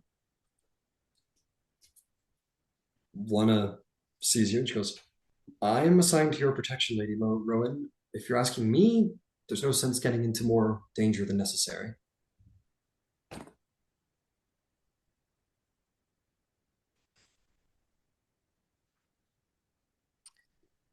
Yep, I hate that, but you're probably right.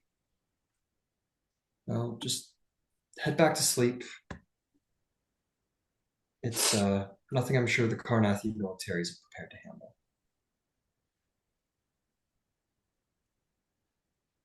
No, she spent too long. She spent too long out in the wilds of Dargoon, fucking helping people.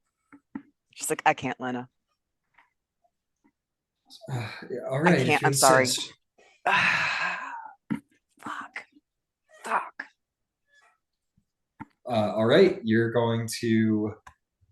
Lena will stick her head out and she says, pull into Bergensley. We're taking a stop. It is a dreadful night. It is raining. It is black and dark. There are torchlights coming from this little village and the sound of a bell. You step out, your feet sink about an inch into the mud. The rain scatters across your face. Your muscles are sore. And you are tired. It is the middle. It's probably about like 2 or 3 in the morning. As you step into this, frankly, miserable little village. What are you doing? Why is the bell ringing? Yeah, you starting to head into town, look for trouble. What the bell's ringing for? Yeah. Okay. Let's see. Make your way into town. As you get closer, you do begin to hear through the toll of the bell, dong dong dong dong dong dong. Some like run away. Some sounds of distress from the local villagers through the bell tolls. Something is actively going on in the village.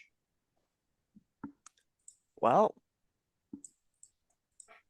I'm going to follow Lena. Lena's following you. Well, then I'm going to go towards the screens. Got it. She's got her like hand on the sword, shield in hand. Rowan also has her sword and shield out. She's got it. We are not. Yeah. This is like a Rowan detour, and she's keeping an eye out to keep you alive. She cares less about the people around than she does about you. You're her client after all. As you wander in and you hear the people sort of screaming and screeching, you're going to turn a corner and you're going to see a most strange sight. Oh, I don't have my dice right now. Hang on a second. Roll D6 here. You are going to see what looks like a snake. Like there's this flash of blue light down this corridor, and slithering out, you see this large snake made of pure lightning with this face on the front as it slithers out from the back and looks around, very much looking for destruction, and then it kind of sort of like snaps its head in the direction of a building where you can see some people rummaging around with light. As it snaps its head forth, lightning shoots out of its face as per the lightning bolt spell. Shoots into the building. Part of the building explodes, and the creature hisses and comes around the corner. You hear the sound of Karnathi soldiers marching forward. What do you do as this thing sits in the three-way intersection in front of you, and it's you, Lena, and perhaps some soldiers are on their way to confront this strange creature. Well, that wasn't exactly what I was hoping for. All right. Well, let us Is it fight night? bonus action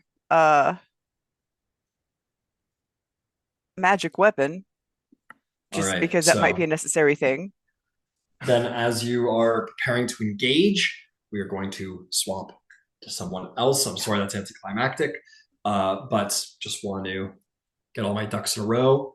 We're going to pop back to Cross and Lowe's very soon. I just want to see if anything happens on the road for Ludvig on the way to Korth. Ludvig, unlike Rowan, you're going to have a very safe and easy travel. No issues there. We will resolve your combat, Rowan, when we circle back to you. But as there's quite a few days, Lois, across as you're waiting for your other two people to show up,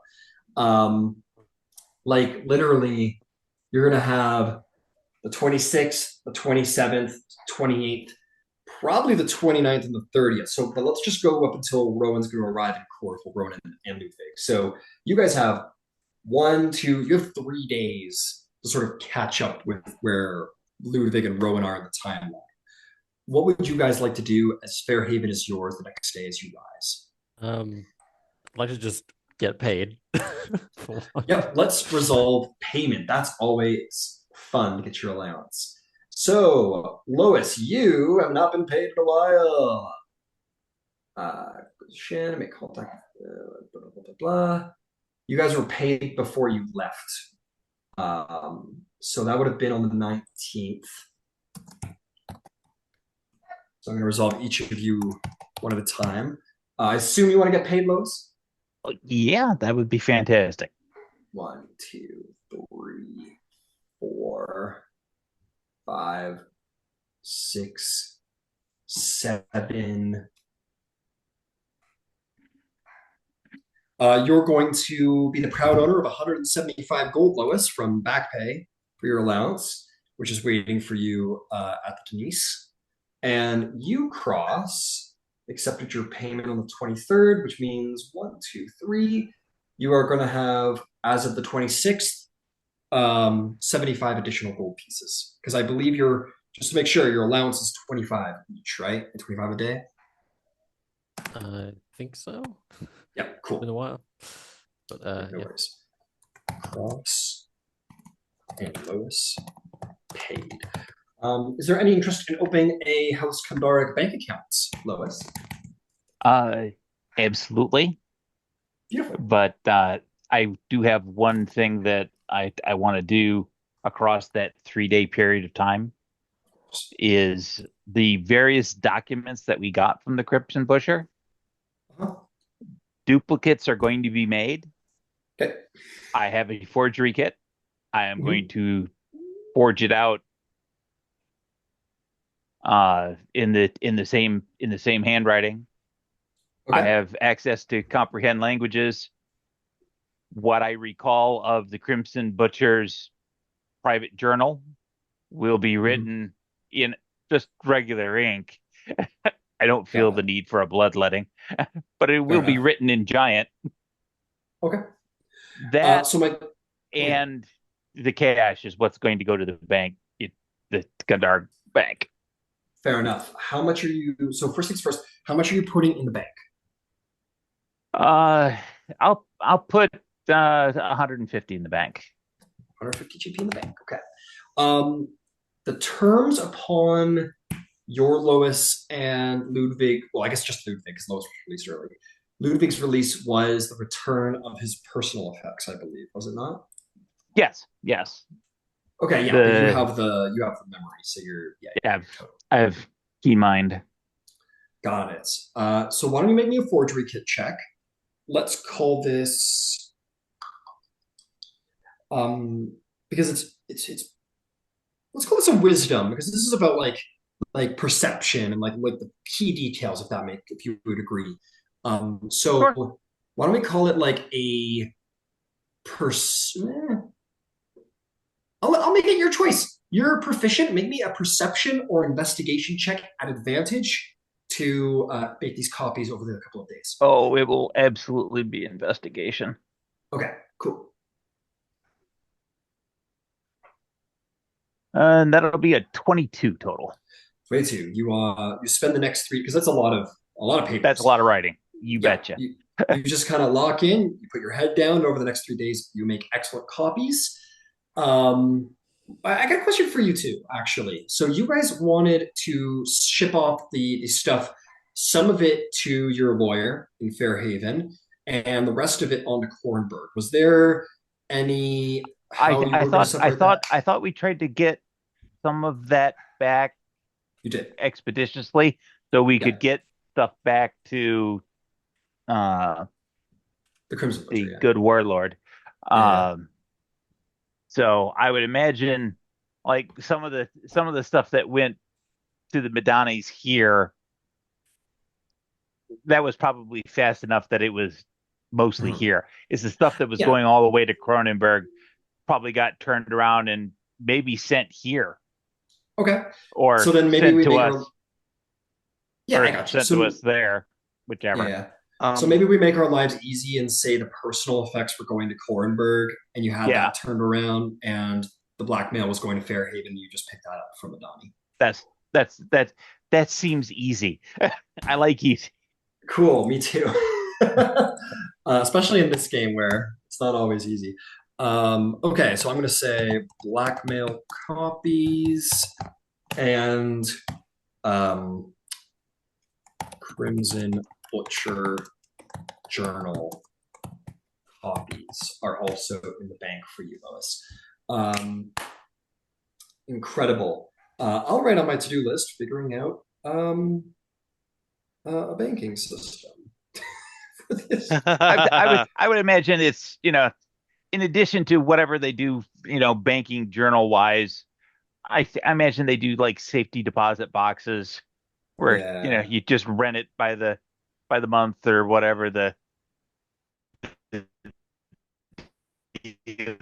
deal is, and it's in the vault Yeah. with Oh, the I meant key. more like I don't know. Like I'm gonna look into it. Like I'm not worried about like security and like safety deposits and vaults and stuff like that. It was more like how Kandark makes money in banking.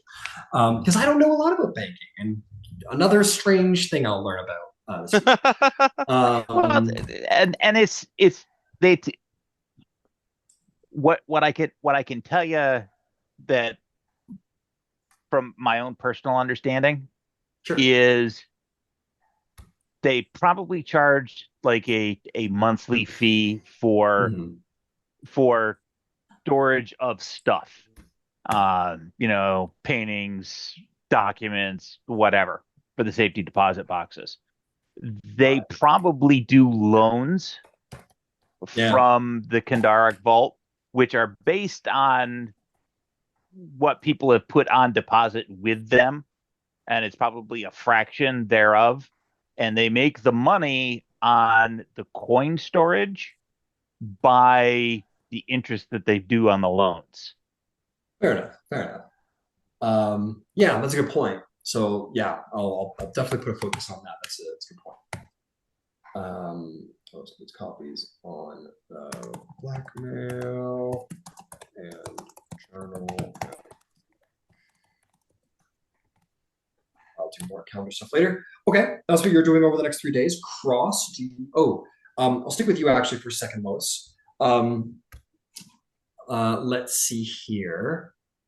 So you are going to, as promised, be revisited that night by fact checker Perrin, who is going to tell you that Kala will be.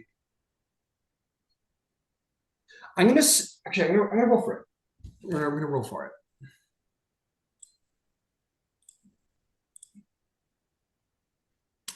Okay, so he returns to you and says, Cola was interested, but the danger of the work kind of made her second guess.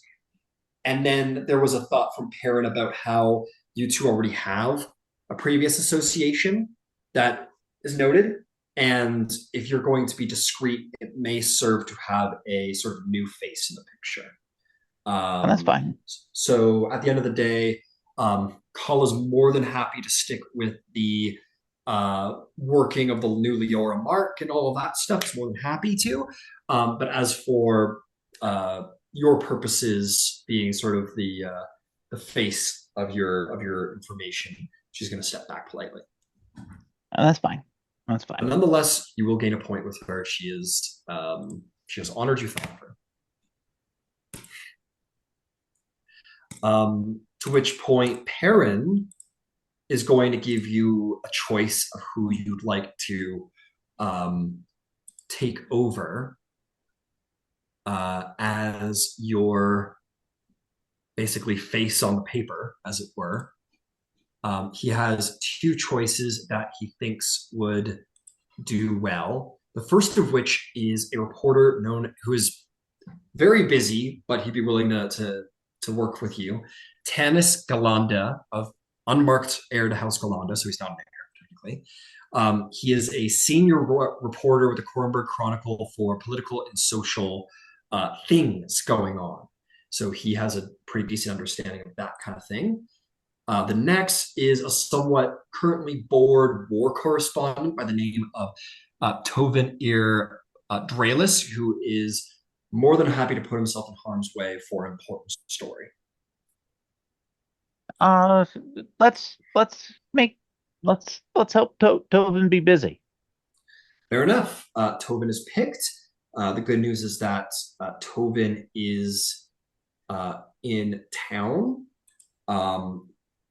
and you two won't meet each other. But I think like a little introductory letter will be handed off by Perrin by the 26th.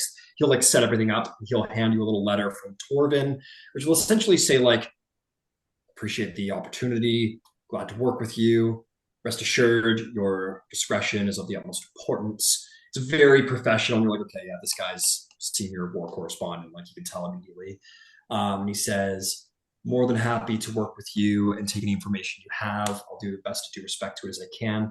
If anything you have is related to, danger or conflict, I'm more than happy to work within those bounds and phrase it in a way where as many people will be kept safe as possible, but the people will hear the news. And I have a thought of how I'm going to liaise with him. Okay. I will dismiss Charlotte and resummon her as a crow. And I will send the crow to him at a place of his discretion.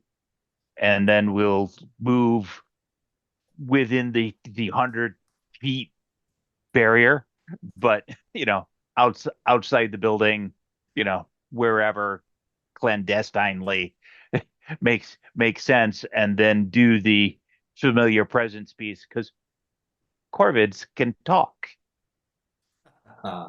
Very cool. I think, okay, you two will then be able to speak in a dialogue that way. And he'll say, honored to meet you, Lois Sana Civis de Leora. I will not just call me Lois. He says, I, in fact, don't think I will be using that name ever again. But that's perfectly fine. If it's all, I'm happy to serve however you want. If you want, this bird can remain with me and as my familiar to the public eyes. But however you please, however you want to do this, I will. I'm thinking it might make sense for me to start sticking my nose into the Leora business, so it's not too strange that I'm just coming out with all this information. I think it will help take you off your back. Absolutely. All right. I'd so suggest looking at a recent trip by House Leora to Karnath. All right. I will then follow up, I think, with the most recent article on the front page about, I assume, the Crimson Butcher and his masquerade. Indeed so. I will make arrangements for travel immediately. Thank you for the tip. You're entirely welcome. And he'll do just that. He's going to hop on a train with Orion, and he's going to start poking his nose and probably start pissing off the Crimson Butcher. That's what he does best, is piss people off and get information.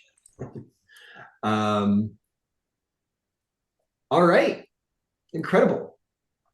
So, my apologies. You guys would have been paid on the 28th, not the 26th. So,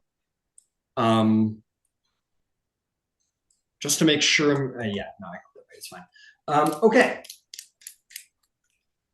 So that's what you guys are doing. I'll make all those marks later. Rowan. You skipped me completely. I skipped you completely. My apologies, Cross. I got a little brain, and that's gonna be a whole thing with Rowan. So my apologies, Cross. What are you getting up to on those days? I would like to go to the Eyes of Onder and see if I can't get access to Kara Ivaf's body. Very cool. Excellent. You, and I believe you have an inn over there. In fact, maybe one or two at this point. I was thinking I might ask for Thule Ragnarok directly. Yeah, you're thinking of asking for him directly? Yeah. Okay. I'll sound someone important to us, like the desk at the Tower of Eyes. Yep, you go to the Tower of Eyes, and you're like, Viceroy Cross Leora calls on Spy Master of the Royal Court, Thayul Rakanok. And they're like, okay. You are taken into the building, and you find your way into the office of, again, the sort of mild-mannered, soft-spoken spy master of the Ondarian court. You would find yourself in the presence of Spy Master Thule yet again. And he says, Viceroy Cross, it's good to see you again. You've, from what I understand, had some exciting days recently. An eventful trip to Karnath, but I was heartened to learn upon my return that the body of Kara Ivarth was found. Yes, indeed it was. And we're not in Karnath anymore. It was. And I'm sure you have everything to do with that in a way. Oh, well. House Leora was...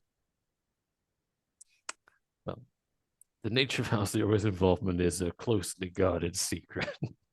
Indeed. But... Well, yes. I do come here partially in kind of self-service, but also perhaps as a means of helping Onder as well. I possess the means to commune with the dead, and I would imagine the body of Kara Ivarth would possess some vital information.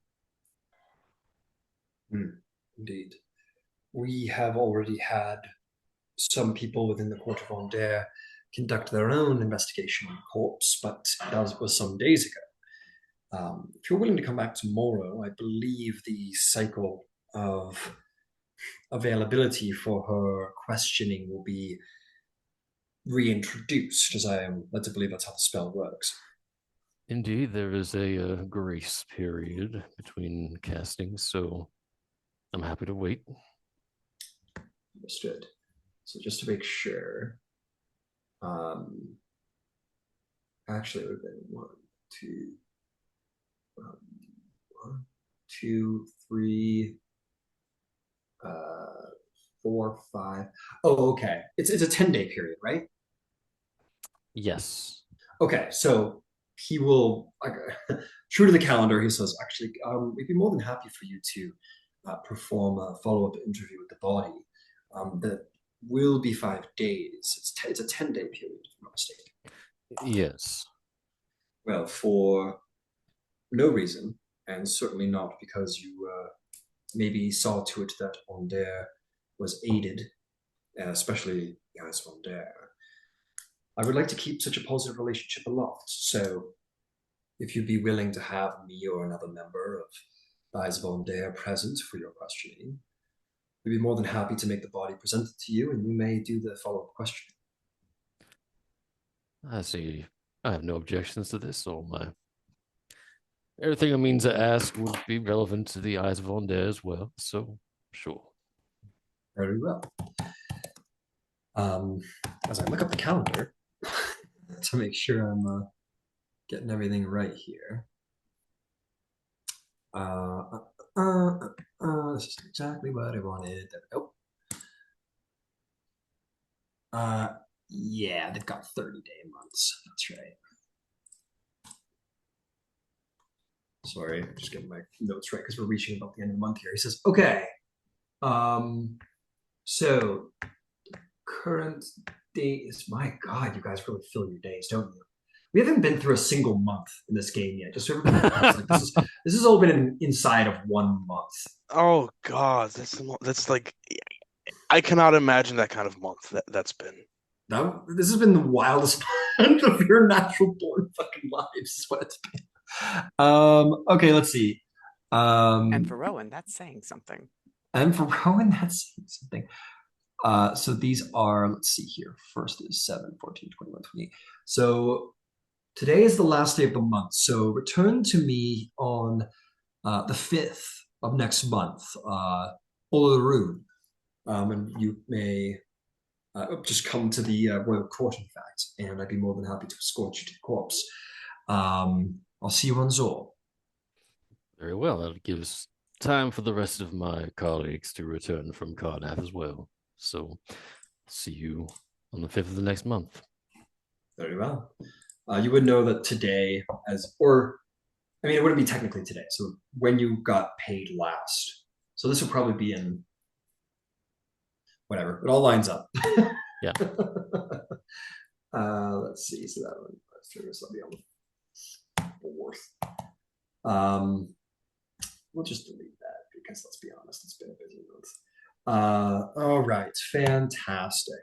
5th, interview with a corpse.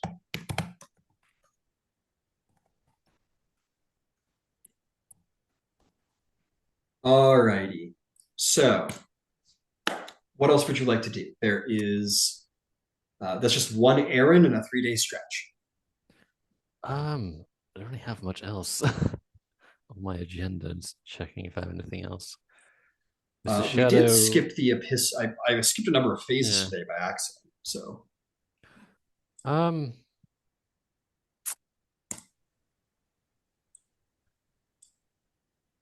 what's like the? Because I can't really make any plans with half of the aura still not here yet. So that's true. We're trying to get back, but monster shows up. That monster shows up. Yes, very get waylaid. It's like a tire popping on your car, you know. Since the shadow is also just like MIA doing his own investigations, I will kind of keep my head down for the remaining time. I'm gonna do the thing that would really benefit the house right now, which is stay out of trouble. That's fair, and it's going to take some days, even from the 28th, for Ludvig and Rowen to return. So you might add up those days to like a proper 5-day cycle of downtime. Maybe you can do some carousing, make some contacts. Who knows? So yeah, we'll just circle back to you with all that time once it accumulates a little bit. Very cool. I'm going to make a little. Now that I've got my calendar set up. Okay, so incredible. We will go to a break then because Rowan has a very honorable and valorous flat tire, which we will resolve when we return. Please don't It die. will- it's always good not to die. Like if this thing is what I think it is, like yeah, she's probably gonna die here. But you know, it You was can good. always It run was away. Running away is always an option. Maybe or maybe not. You're getting up there in it's the levels. You got a defender with you. Who knows? she's got no hit points and her AC isn't that great. But no, it's fine. Does that mean I'm the leader of the Baron of House Leon coming up? Oh no, the Baron's dead. I guess I'll take over. I mean, I guess. Oh, isn't it a that's gonna be a suspicion. Ludwig, you show up and is like, oh, hey, Cross and Lois. What a shame the previous elected Baron died on the road getting back. Terrible. So Oh no, what a shame. I Because, guess like- I'll have to be Like Baron Ludwig now. he was already kind of increasingly paranoid after the creature. If she somehow dies on the road from a Bahir, like she just got off just got out of the carriage, this is not a Bahir. like he would like Imagine I threw a I need- Bahir. That's actually exactly what I thought. That's why I'm like, yeah, well, I guess I'm gonna die here. But No. So no, this snake, completely fair that you thought it was a Bahir. It is made of lightning. It isn't like a weird like centipede snake thing Oh. crawling around with lightning breath. It is a like bolt of lightning that looks like a snake. Okay, that's okay. If it was a Bahir, I feel like No, not a Bahir. That it doesn't actually necessarily- sound better, though. To be It- honest it with you, doesn't. It doesn't necessarily sounding any better. But we'll deal with it. it's sounding like this. But I mean, again,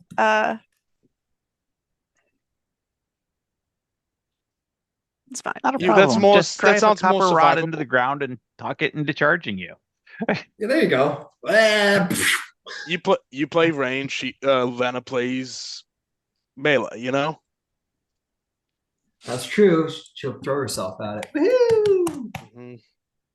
What's another defender? Yeah, no.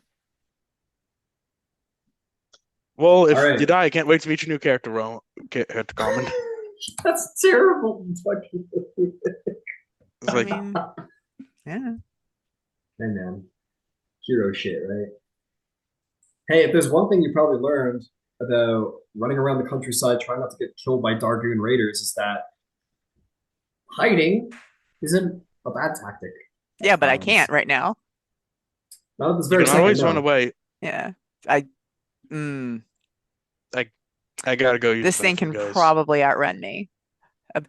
The best I can do is stay back and shoot at it. So Yeah, not if you have a defender who's covering your retreat, and going themselves there, protecting you their life. That can also be helpful. well, Oh no, just my crashed. How unfortunate. All right, I'm gonna head off. We'll go to a break, go. 15-20 minutes. And I'm gonna give Tailspire some time to calm the tissy fit down. Okay. And then we'll get started when we get back. Okay, bye.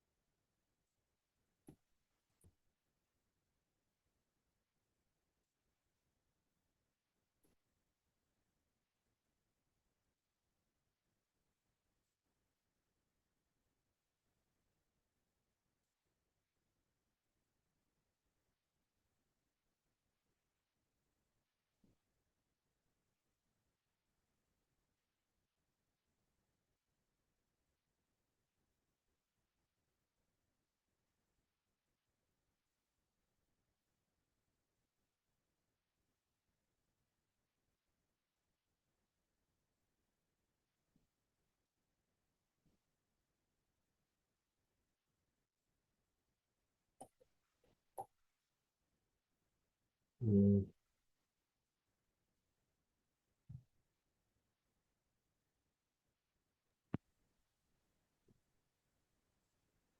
Oh God, they're here. Give me a moment. I'm just gonna Yeah. get everything set up. Hero time for Rowan. It's hero time. Well, look on the bright side. If Rowan survives this would be amazing PR for House Leora. That's, that's fair. And if she dies, it could still be good PR for House Leora. Like, Rowan tried to save a village from a monster. It's not the worst. Actually, it's incredibly stupid. It is, but I think So, the so yes, Karnathi so might. yeah, actually, it is the worst. No, actually, I feel like the Karnathis might respect bravery. They respect bravery, they respect power. But I'll shut up.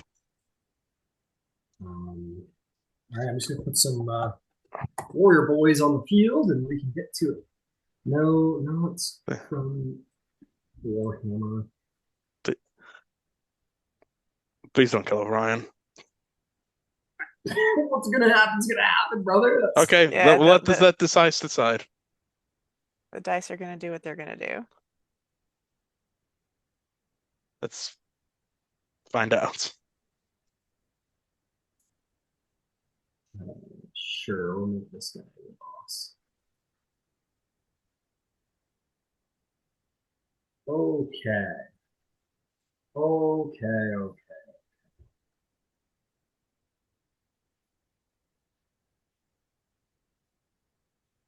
Well,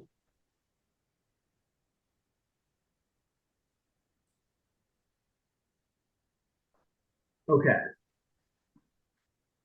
Let's do it. Oh man, I haven't been sharing sound at all this entire session. Let's see. So straight. So good. Keep going. But Roll20 plays its own sound. So that's so. Okie dokie, Awazoki. Let me just make some final details because it's the night. It is rainy. Don't need that filter. Bring that exposure down just a tad. This guy is shining bright like a diamond. A little cold going on, sure. Let's make that atmosphere just a tad. Great. Okay, Rowan, roll initiative.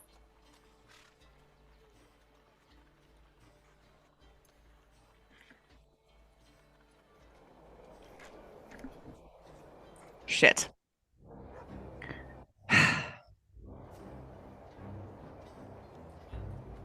It's a dirty 20. I always worry when I roll well for initiative. Like really well for initiative. It's like I feel like I could have used that better elsewhere. Right, give me half a second to grab my things. Of course. A lot faster with this.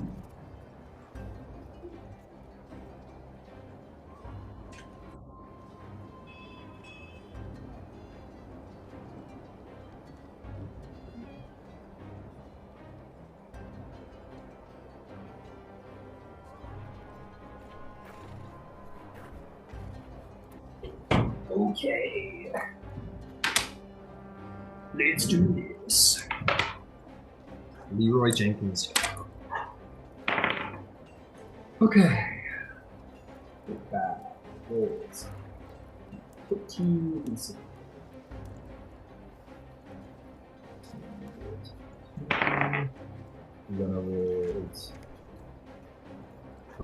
But she is a super special warrior lady who doesn't get advantage initiative, unfortunately. So that's going to be 11,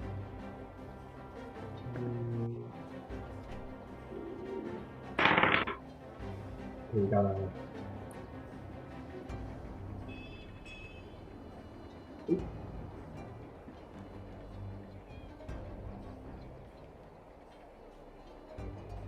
It's gonna walk the door.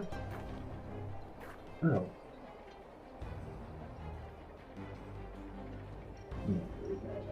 Where got that?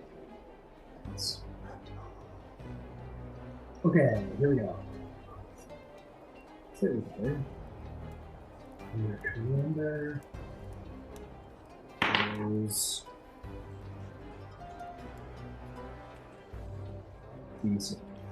Okay, let's do this. So, what'd you roll there, Rowan? 30-20. 20. What's your dex? Dex is a 13. Got it. So, both of it there, then we've got... Okay, that's our initiative. So, in the background, some Karnathi warriors come running around the side. And you're going to hear sort of from behind the creature that kind of rears up, looks down at you all. Oh, I'll give you a picture of what it looks like, because I have the power to do that. Here is your adversary. It's about as large as you can see on the screen. It looks pretty closely accurate to what it is. So here, it's in the Zoom chat. That is your adversary. Creature says, what are you doing? Get out of the road! Run! And he is going to, let's see where.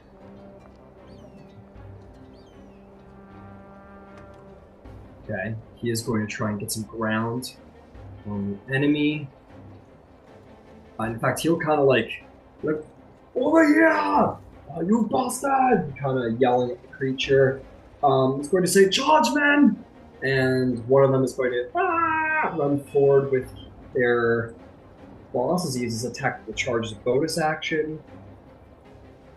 And I think the guy's just going to dash right up to the big baddie.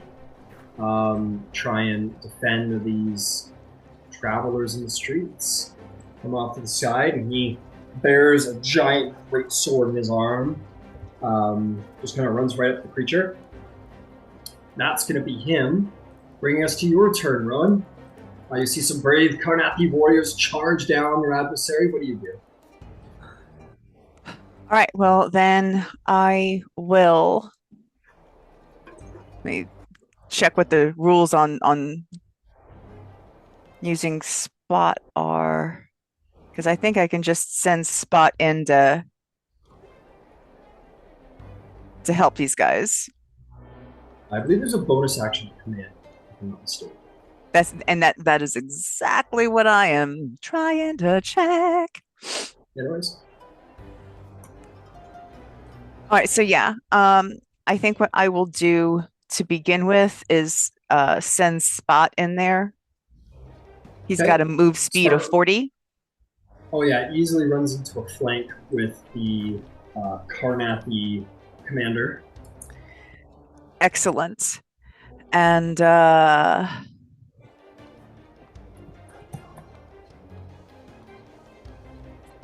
fuck it. Let's do a force-empowered rend. All right, he's going to have advantage because of the flank. Huzzah! We do love advantage, especially when fighting big, scary things.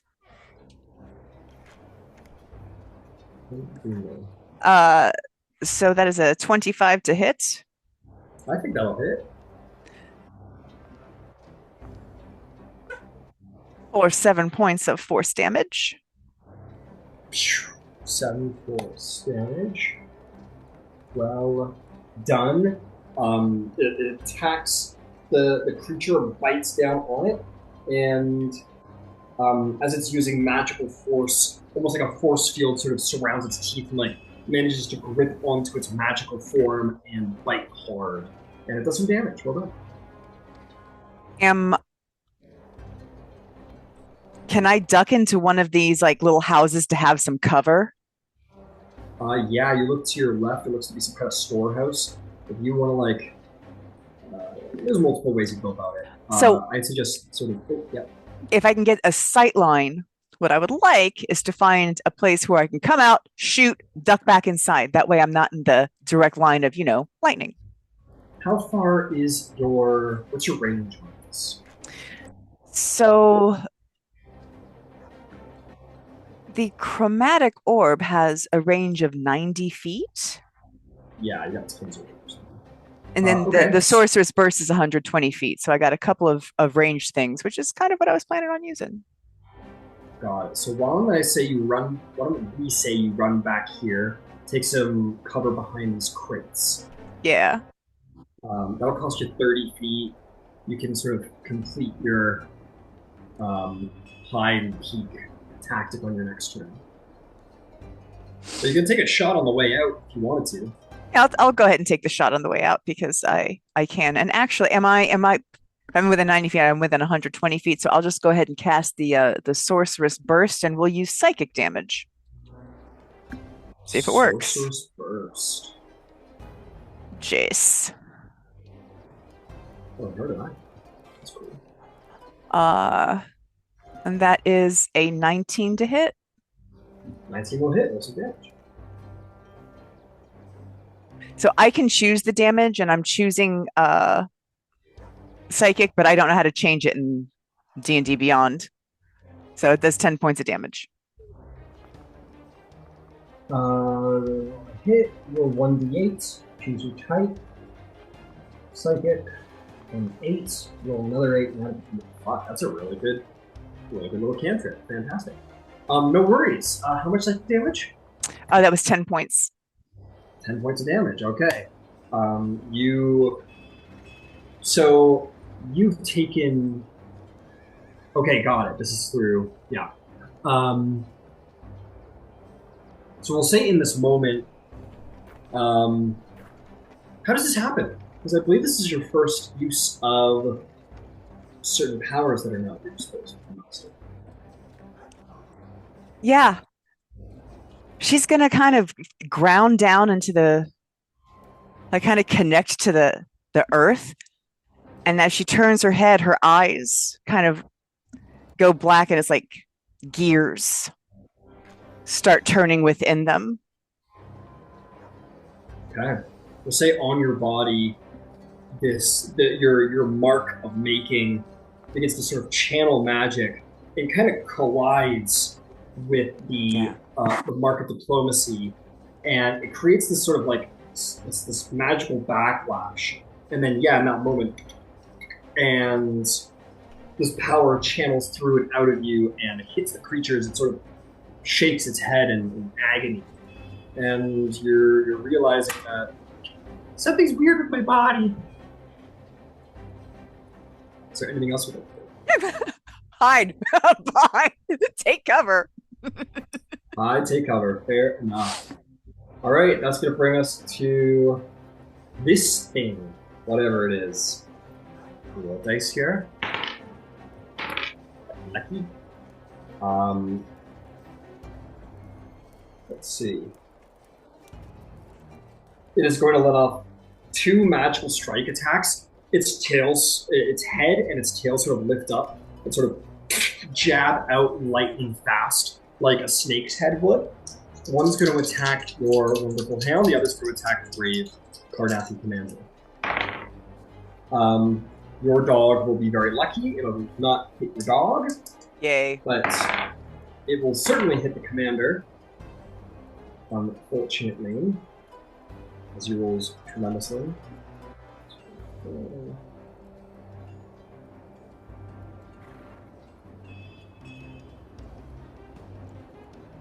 He tries to bring his blade up to block it, but it's just too fast, and the creature lunges into this commander, and he is going to take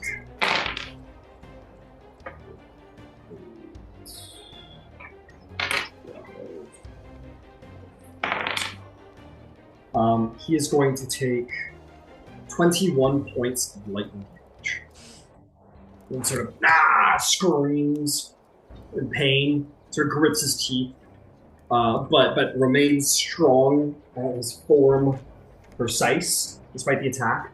And then, happy to indulge in the opportunity attacks, since the creature is just suddenly soars up into the air. Can your defender take opportunity attacks? I think it can. I believe it can. Then go for that. All right, that is a 19. 19 will hit. Roll some damage. Our defender will do the same. So that is 6. 6. All right, 6 damage to the baddie. Our commander is going to swing his great sword. That is going to be 23 to hit. That is going to be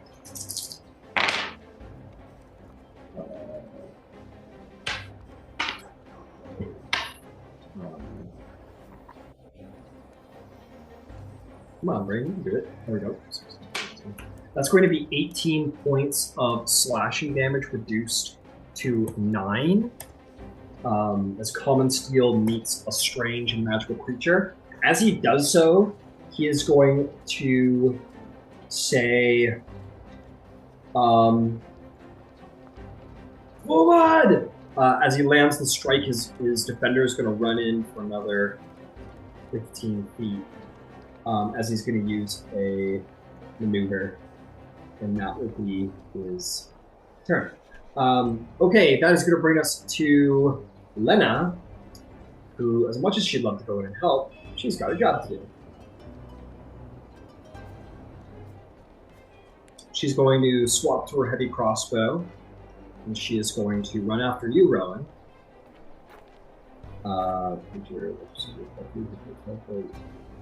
Okay.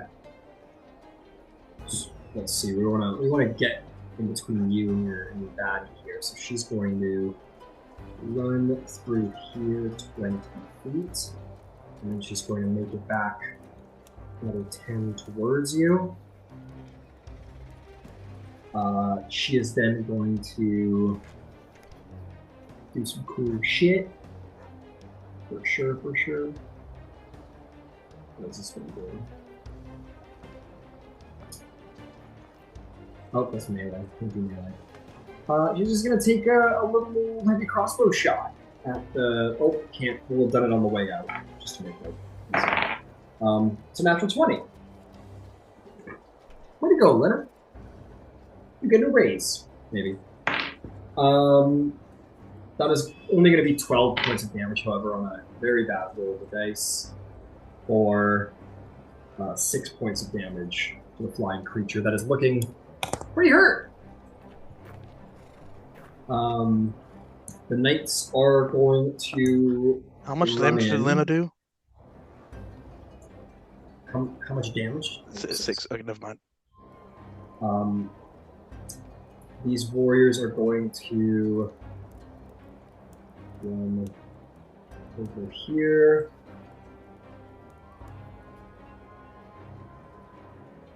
All the while, the commander's roaring, "Don't stand in a line! Don't stand in a line!" And his soldiers are going to they're going to stagger, basically. And they're all going to take out their heavy crossbows. And they're going to fire up. And they're going to reload their crossbows with expert precision. These are no mere warriors. These guys are probably veterans of the last war. These guys they know what they're doing. They're following their commander's orders with precision. What's going to be a hit, a miss, or hit, miss, miss, and a hit. That's going to be 3 more hits. As they fire their crossbows, they do so with, like, whether they hit, they do so with enough precision or not. They seem to be, like, really good crossbowmen, very skilled warriors of discipline, and their crossbows hit a little heavier than the average. It's going to be 7 reduced to 3 damage. That's going to be 8 reduced to 4 damage. Last shot. is going to be 12 reduced to 6 damage. The creature that's flying is looking really hurt. And that's going to bring us to our commander, who is going to give the order for this guy to make a tactical charge right beneath it. This guy is going to run up the stairs, and he is going to draw his longbow, and he is going to fire that longbow 3 times. That is a hit, and a miss. So, as the 2 arrows plunge into the creature, they're going to sort of, it's difficult how to flavor this, shoot through it with such precision that pieces of the creature actually sort of like fire off of it in a keen way that is going to sap it of its ability to move quickly. So its speed is going to decrease 20 feet because 2 strikes hit. It's going to be 4, 1, 2, 7, 16. That's going to be 24 reduced to 12 damage. So with this final shot, the crossbow, the arrow shoots up, hits right in its middle, a piece of it fragments off, and it sort of uncoils. Sort of like how Snake took out Harry's snake, and it just kind of like disintegrated along its coil on both sides until it vanishes. Same thing happens. This guy shoots keenly right dead in the center, and this strange lightning snake is disintegrated and vanishes. The soldiers sort of do one quick hurrah! And the commander says, "Fall in, men! Scout the area! We must look to see if any others have gotten through the grey mist." And as he comes down the steps, he goes, "You're with me." And the other 3 sort of make a very venerated stance towards their commander, charge back into the village. He looks at this one and says, "Comb the immediate entry. Comb the immediate area. Look for any signs of intruders. Do not leave sight of me." And he is going to approach you 2. He's going to say, he's going to look at the defender, give the defender a nod. Deneths are well known in Karnath. And he's going to look at you and say, "Milady, are you well? Were you harmed in the battle?" I am fine. If they are injured, I can heal them. He says, "I am not sure. There's most certainly probably wounded, but we do not know if the area is secured right now. I recommend you find your way inside of a home, barricade the door, and prepare until such a time as we have combed and ensured the perimeter is safe." I mean, I'm pretty good in the fight. Have you seen her dog? And she's gonna call Spot back. I see. Not that he said. If you are, he looks at the defender. Defender kind of shrugs. He says, "She's the boss." She would rather not. I understand why. Commander says, "Very well. If you are willing to lend aid, stay close. Do not wander far. We have strength in numbers. Let us proceed." They will comb the village. Do so very carefully. I need a quick peek at the roll 20. Really quick before we proceed. Here we are.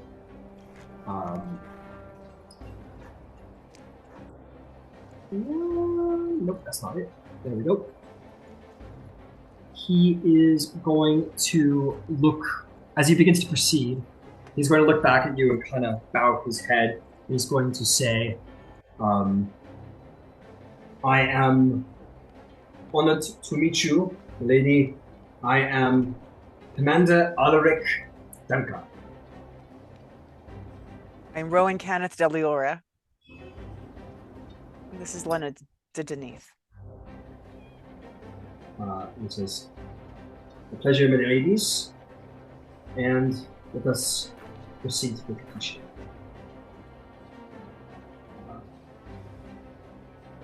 Just getting his name wrote down so I can get it. Teacher.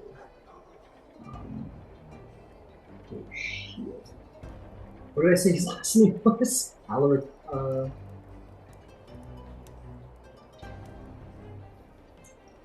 never mind, my last name is Kroll, we'll say. Alaric Kroll. Commander Alaric Kroll. Okay. We're going to scan the area.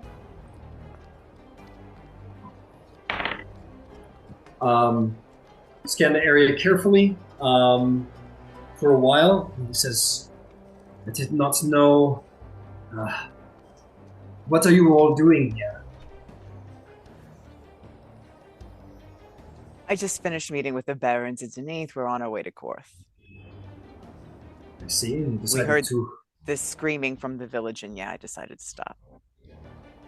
Well, that is admirable. Admittedly, perhaps foolish, but admirable nonetheless.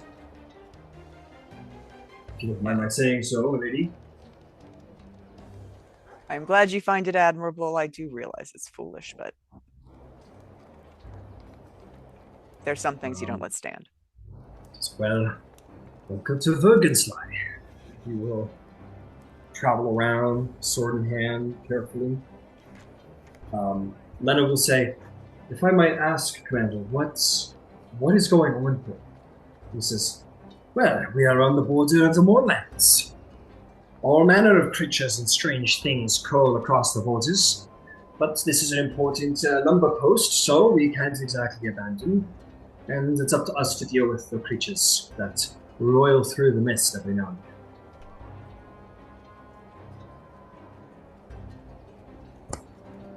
He travels around cautiously, carefully. About 3 warriors approach him as he's going around the corners with you two, and says, Commander, we believe area is secured. We should begin, or they just say that, area is secured. And says, all right, good. He will look at 2 of them and say, take a second look. And he'll look at the other 2 and say, you 2, round up the rest of the warriors and secure any wounded or deceased. And they will begin to march out, and he will kind of lean on his sword, shake his head, and say, well, thank you for your aid. I'm sorry that, well, there isn't any more fun out today, but... Will anyone require any healing before I get back in my carriage?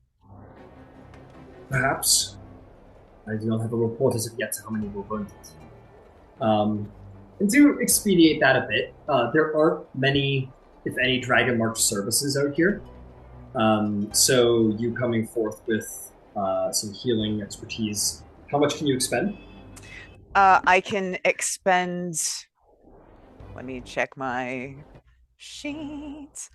I have all of my... I have 4 first-level heals and 3 second-level heals, depending on who needs it. And I'm also proficient in medicine.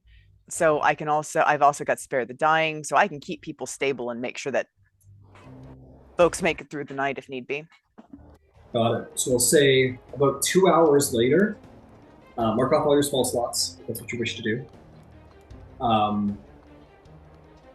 You heal some people, you keep some people from that store, stabilize, and you prove yourself to be a pretty proficient medic at this time. I'm going to say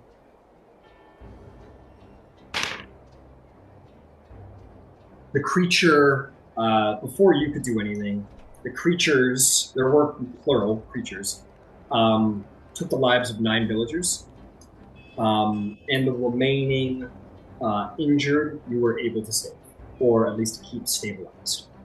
The commander is talking with his troops, dealing with his troops. In the end, they all sort of salute, go back to their duties, and he returns to you and says, well, Lady Leora, if I'm saying that correctly, you have, well, the Sovereign Host was kind when you were traveling by today. You have saved lives here. So, thank you very much. glad I could help. Be well, Captain. And she will get back in the carriage and probably collapse. All right. I'm going to let you go in just a second here. Before you do, this woman approaches you with her son, a young boy, like 8. I'm just going to say, thank you so much. You saved my husband. He's unconscious now, but you saved him. Thank you. Oh, I don't know why I'm going English. Thank you so much. You're a blessing when you came. You are Lady Leora. Yes. Yeah, I'm and you, Lady Deneth, you're dragon marked. And your defender's like, I am. Goes, help me. Would you help me with my son? I don't. I appeared a couple of weeks ago. I don't know what it means. And she will take her son, basically whip him around, and she's going to pull his shirt down off the back between his shoulder blades, and you're going to recognize a mark of House Leora. Holy shit! On this 8-year-old boy. She will. Rowan will get teary-eyed. She goes, is it bad? Is it? She has just started like looking visibly. Is it bad? Is something? So what she's going to do is she's going to, like, she's wearing her breastplate and stuff, but she'll pull her stuff aside so that she can show her mark. And through the mark, she's going to cast Calm Emotions. Okay. In the moment, like she saw you tearing up. She was like, "Oh, this is bad!" Like she started to freak out, and then she calms, but the same sentiment is there. She goes to like from like, "Oh, is it bad? Is he going?" And then kind of calms and goes, "What does this mean?" It means your son is an heir of House Leora. This is a dragon mark. This is the mark of diplomacy. It is the same mark I bear. It is the mark of my house. You can see in her eyes that she understands dragon mark, but she doesn't know what the order is. And she was like,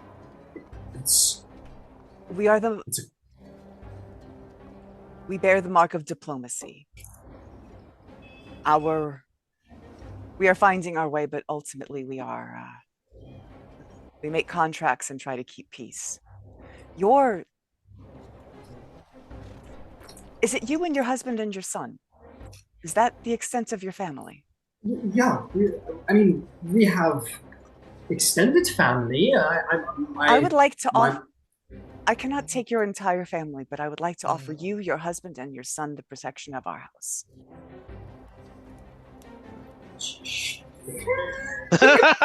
Oh wow! That's a village girl's dream come true. Make me a persuasion check at advantage. You're milking cows one day. It turns out your son's an heir to a dragon mark house. Yeah, I apparently have the blood of Leora in my veins. Oh.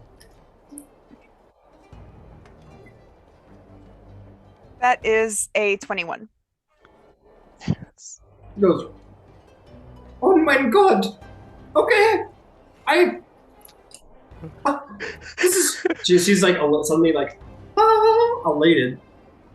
She's like, "This snake attacking my village and killing some villagers is the best thing that could ever happen." She's like, she doesn't say that, but you can see the look on her face. She's like, okay, how long do we have to pack our things? Maybe wait until morning. We can leave in the morning. I think everyone needs a good night's rest. And I will look at Lena and I'm like, Lena's giving you a look of like, well, it's like that's yeah. Just pet, I don't know. And so you shall. The little boy is just like looking up at you. Like a little bit of, he's all wet in the face, got slopped over hair. He's just like this. He's like this nondescript village kid, right? How old is he? 8. I'm not there. Like 8. She'll actually get on her knees and take a piece of cloth and say, "Your face is a little dirty. You mind if I clean it off? Or would you like to Oh, clean it off?" okay. Sure. She'll say, "My name is Rowen. What's your name?" My name is Vedim Sattler. "That's really wonderful. Cool. I got a mark like yours too." Oh, I can't see it. Does it look like that? And she'll actually pull her tie down and like hers comes down like so. So I don't know how big it is, and I don't know if you'll see all of it, but it takes up a good piece of her neck. Yeah. So, and the size, when it comes to Dragon Mark, size does matter. Because, there's the lesser, there's the greater. Because you guys have unlocked your second levels of spells through it, yeah, yours is expanded. And he'll be like, "Is that what mine looks like? My mama's been saying I have some weird mark. She said she was worried I think she said an aberrance or something? I don't know what that means." No, I understand why she would be worried, but no, that is not an aberrant mark. You are a dragon marked Heir, kid. I don't know what does that mean. I'm going to live in a big fancy house? If you want to. You want to go to a big fancy house? Yeah. All right, I could take you to a big fancy house. We're gonna have to travel on the lightning rail, though. You gonna be okay with that? Oh, I think I'll be okay. All right. But it goes really fast. How fast? Does it go really fast? It goes really, really fast. Oh, okay. I'm gonna go. I'm gonna go pack my things. And his mom's like, "You're going to go right to bed, Mister, because we have a big day tomorrow." And he goes, "Okay, Mama," and he'll wander off, and Mama Sattler is it's gonna be Daddy Sattler, Papa Sattler, and Mama Sattler. That's gonna be their name. Their first names is nobody knows. That is all right. But Mama Sattler is going to be like, "Oh, thank you so much. I'm so excited to. Dreams are coming true. I got to go to bed. I got to pack up some things. I got to get my husband on his feet. All right. Oh, bless you, bless the sovereign host." And she will find her way to her home. Accommodations will be made for you as well. Lena's like, Does that mean that the kid's gonna have his own defender now? I guess so. Huh? Yeah. Hey, Lena. Wow. Uh-huh. You went through the trial of Sybaris, right? And that's how you got your mark? That's how anyone gets their mark, right? It's not how I got my mark. All that requires is to be tested to your limit, whatever that limit is. I got mine in the morning. But I have never heard of someone who hasn't been. Usually the change is it comes around above the table. It comes around adolescence, doesn't it? So that an 8-year-old is marked is hella unusual. Well, it comes when the test of Sybaris is done. Like Leora's is a super out there thing, and typically speaking, dragon marks appear when the test of Sybaris is done. Generally speaking, which is conducted around 12, 13, right? Yeah, exactly. Yeah. So as early as possible without being unethical, basically. Above the table, maybe he just gained it tonight after being terrified by the monster. Mama said that it appeared. Did it appear by the monster? She said a couple weeks. A couple weeks ago, yeah. Wait, is this a couple weeks ago? Is when the golden dragon exploded? We're gonna find out. We're gonna be asking questions. So yeah, you're right. I'm not there. I can't ask questions. You meet me in court. Speaking of which, the commander makes sure that you have accommodations, Rowan. Your Orion person's like, "Oh wait, sure. I mean, technically, yeah, I'll wait."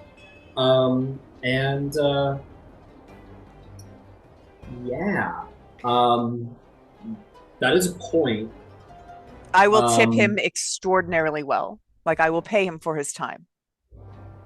Well, so I'm actually going to end the Tailspire now, so I can start referencing my documents.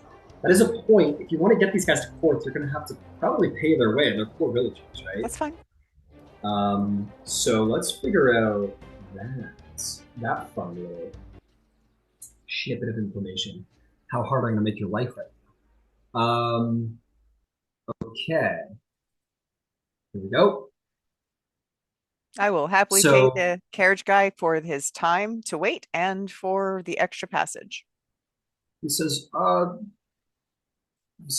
don't worry about the waits. I don't mind the waits. Plenty of people want to take the night on trips and travel. I'm not too worried about that. But if we're adding people to the carriage, I will require a payment for each of them who are traveling. Lorensly is 100 miles from Karnath. So if you're adding 3 people,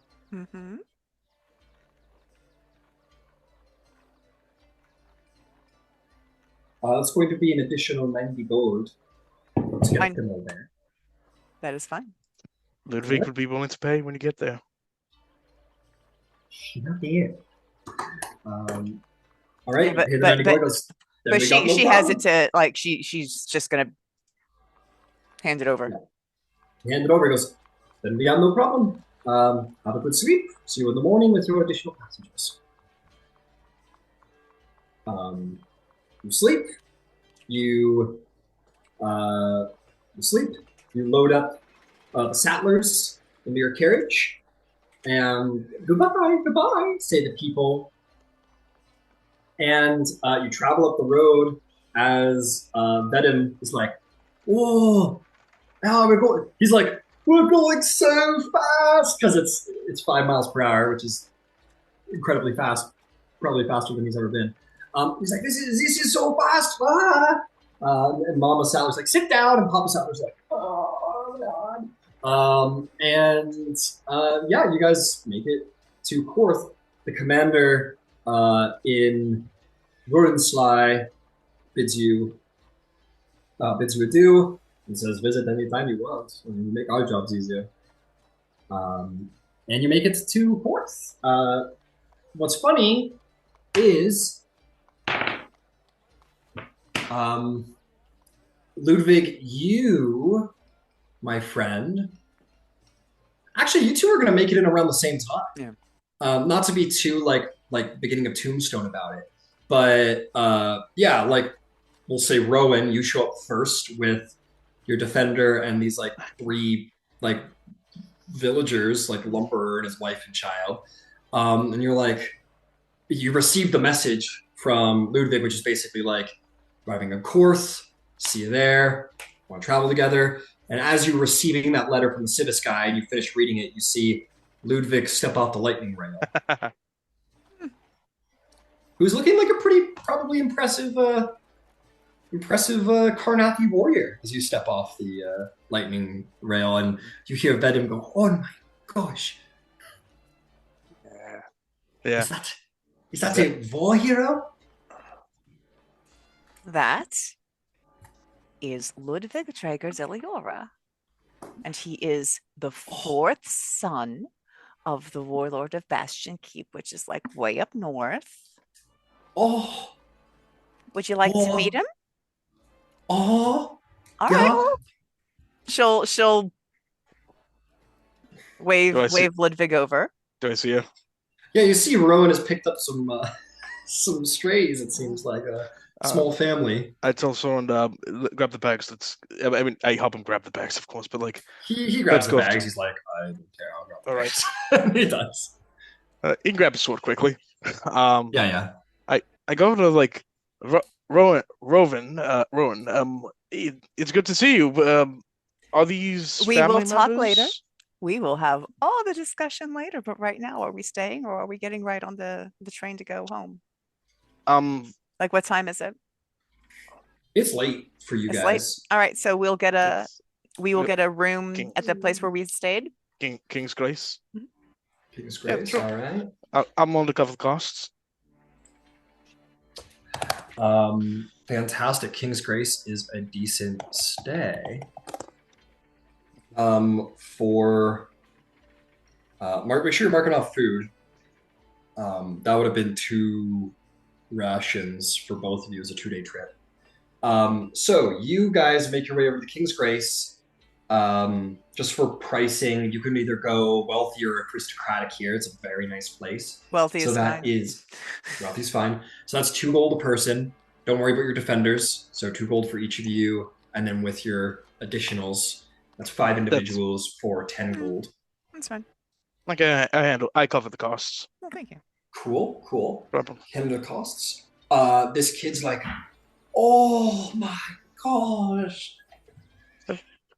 Like feels like it's adorable. Ludwig privately thinks this is adorable, but he's still a little confused. But once at some point that Rowan can get Ludwig alone, she will say, "The child bears our mark.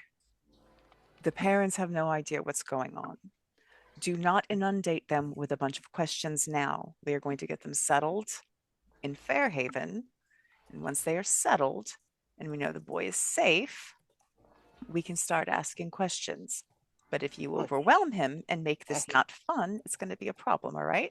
Okay, absolutely. He might have questions for me, but he wants to know all about you because you're a warlord's son and you're in the military, and like he already has like a little boy idol crush. So absolutely, but be gentle with the little guy because he's got no idea what's going on, and these folks, they don't know what it means to be an heir. treats it approached with caution, of course. Yeah, and I'll brief him on the fighting the lightning snakes. Rowan, he has a higher midichlorian constant Master Lois. Except his parents are alive.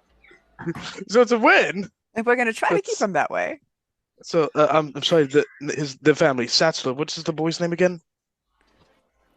Arvin? Venom. No, Venom? Vedim. V-E-D-I-M. Venom. I'm Venom.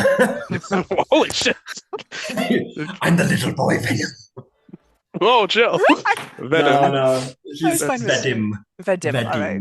Yeah, Vedom. Okay. Maybe later in life he'll take up that nickname. But Yes. I hope someone spells that out. But yeah, for later. But Rowan, this is.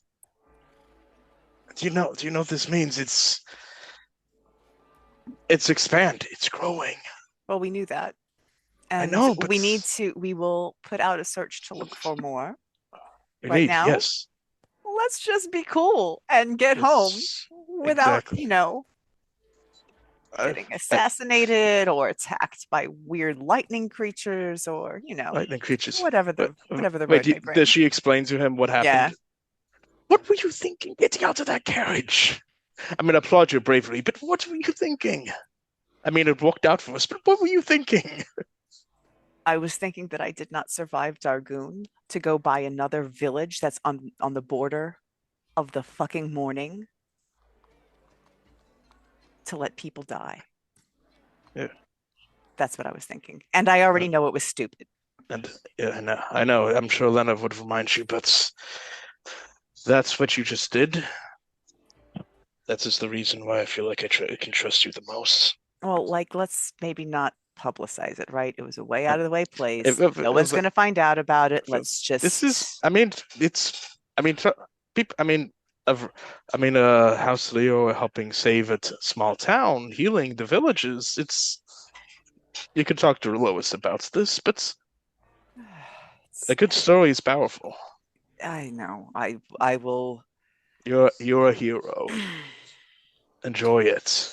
Like I pat her on the back a little bit. It's like, come on, let's get settled and have Vedum and his family some high class dinner. Why not?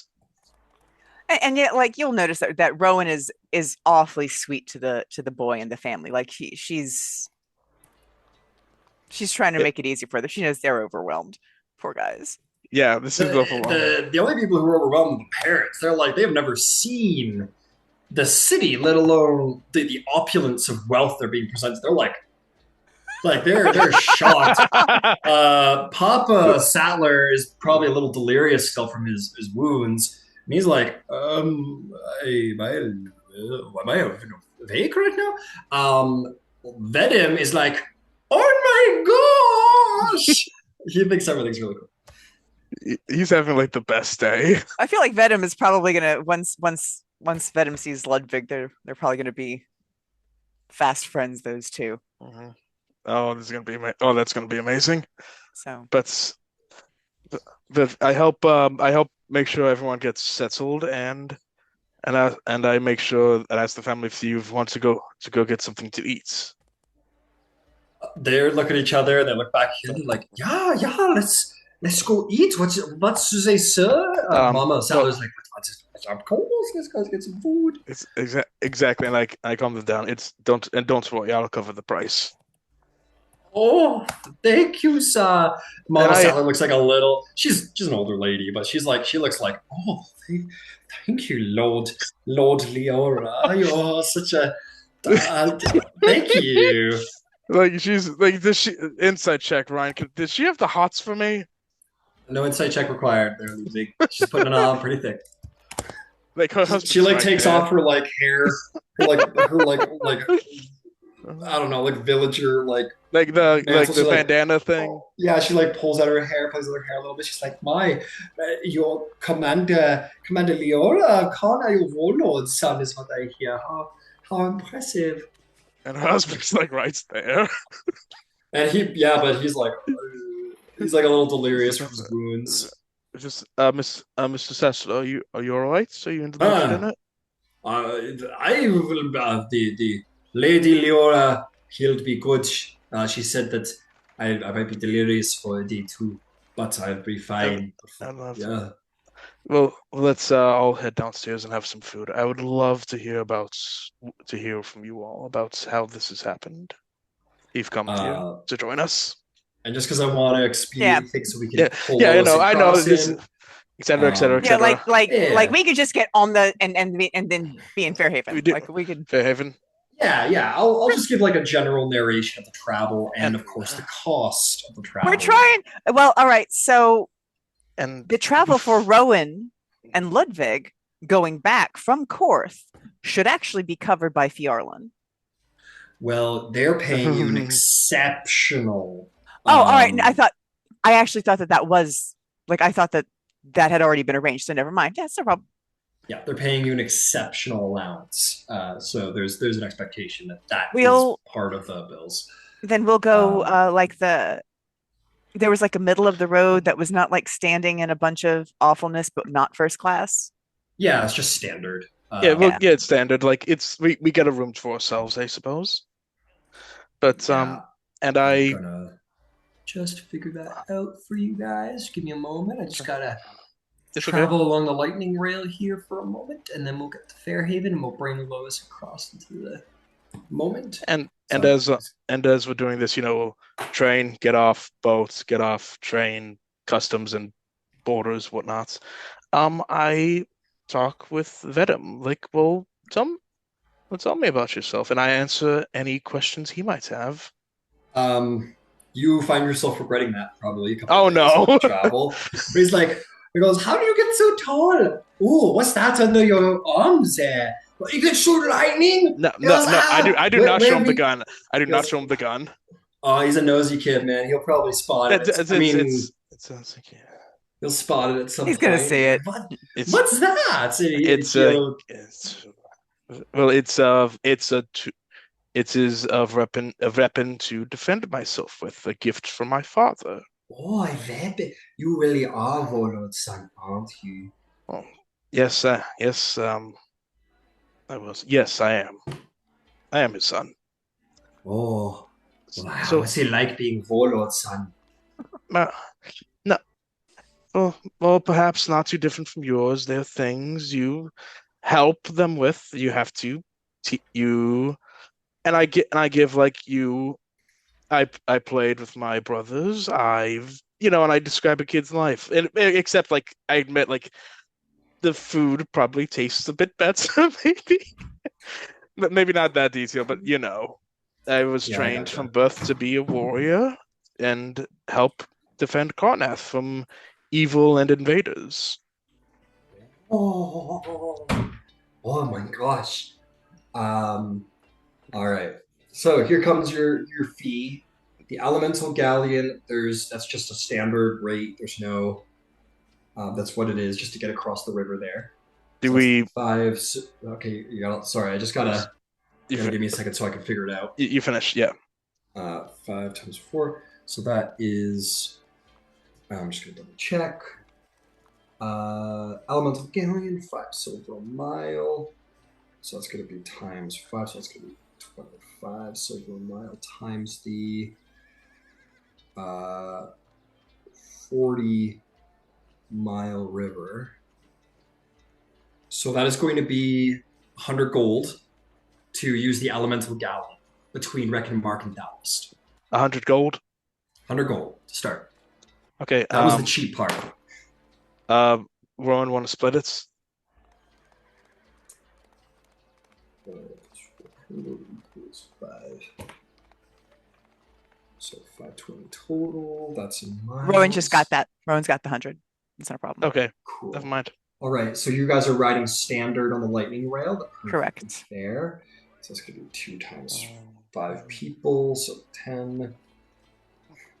Ouch. This one's going to hurt. It's going to be 520 gold pieces to get you all to Fairhaven. 520? 520. You do guys have some money waiting for you from Fjarland, if that's helpful. I got 300. So I guess I will need in the morning to go to the Fjarland faction to get the money. Because I know that Okay. I just haven't been You paid do. in a while. Yeah, you'd be able to gather that. Okay, so that's going to be 1, 2, 3, 4, 5, 6, 7, 8. So we'll say you guys got yourselves paid in Korth. So both of you will gain 200 gold pieces when you leave Korth. Okay, 200. Got it. So half So that's of the day you arrived. Yeah. To be clear.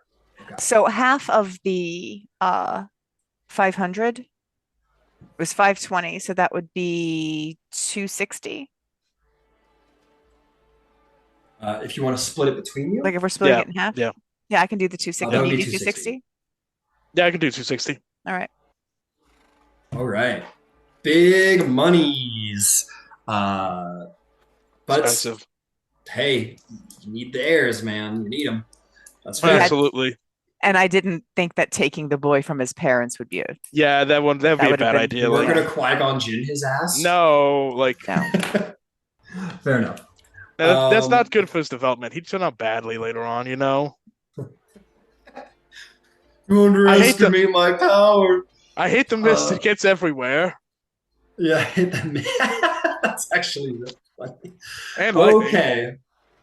Sweet. So with that, total travel is going to be less than a day. So a day after Korth.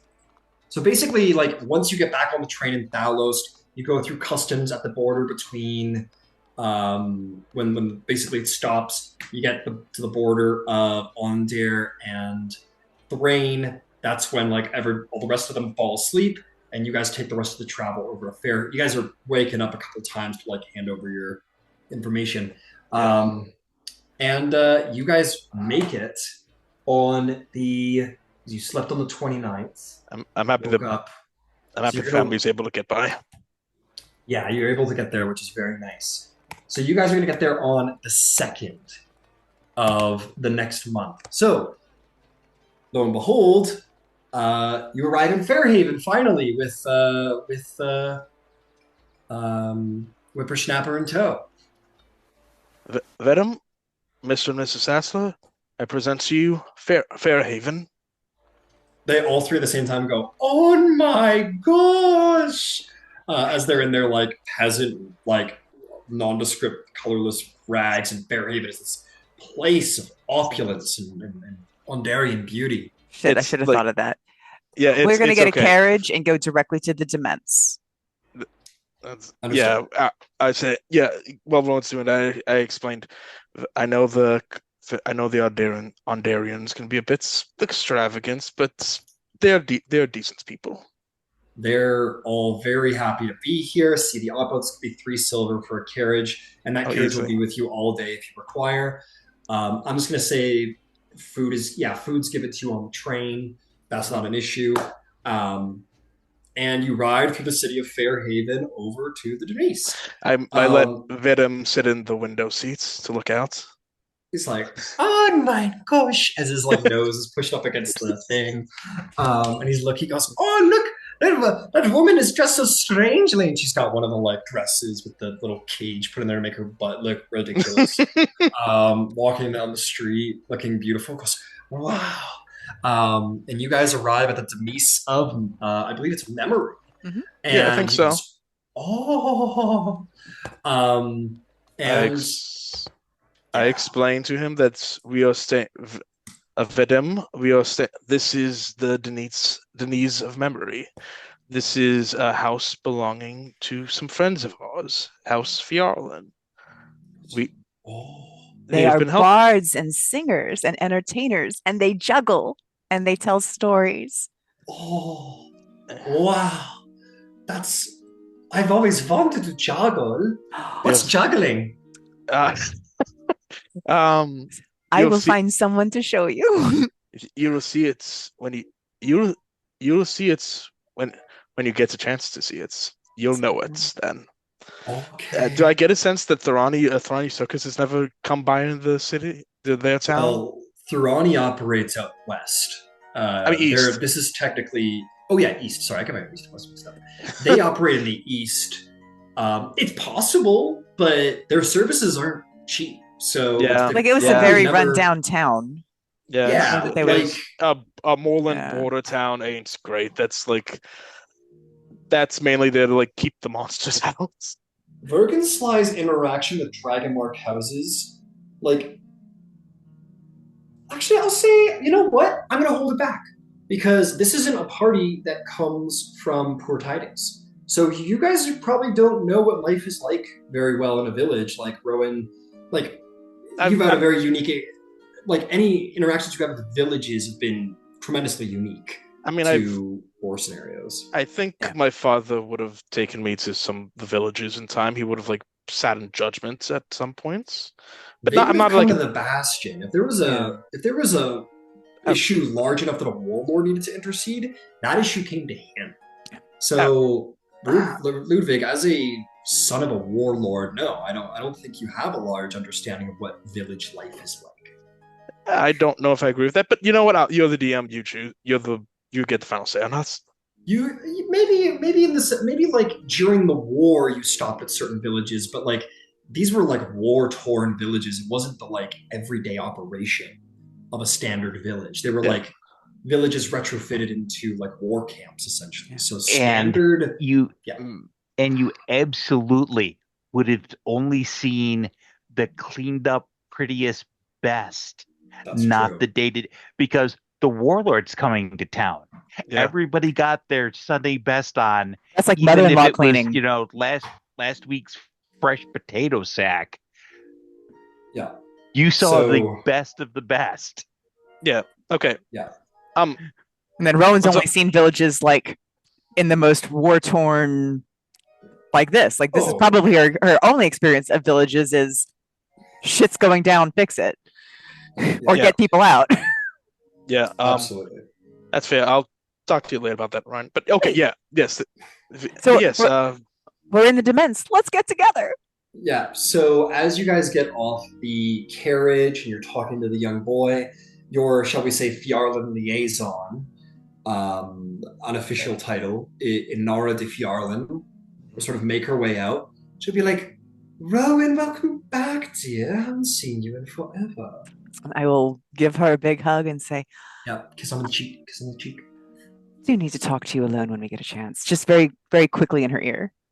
Oh, most certainly. Let's see, who do we have with you? Vedim's like looking up at Inara and his face is like red.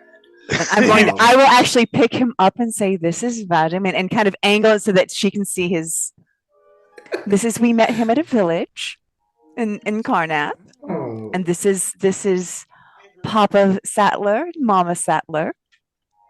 I see. Well, Venom's like, oh, you're a pretty lady. This And is Inara goes, Lady de Fiarlan.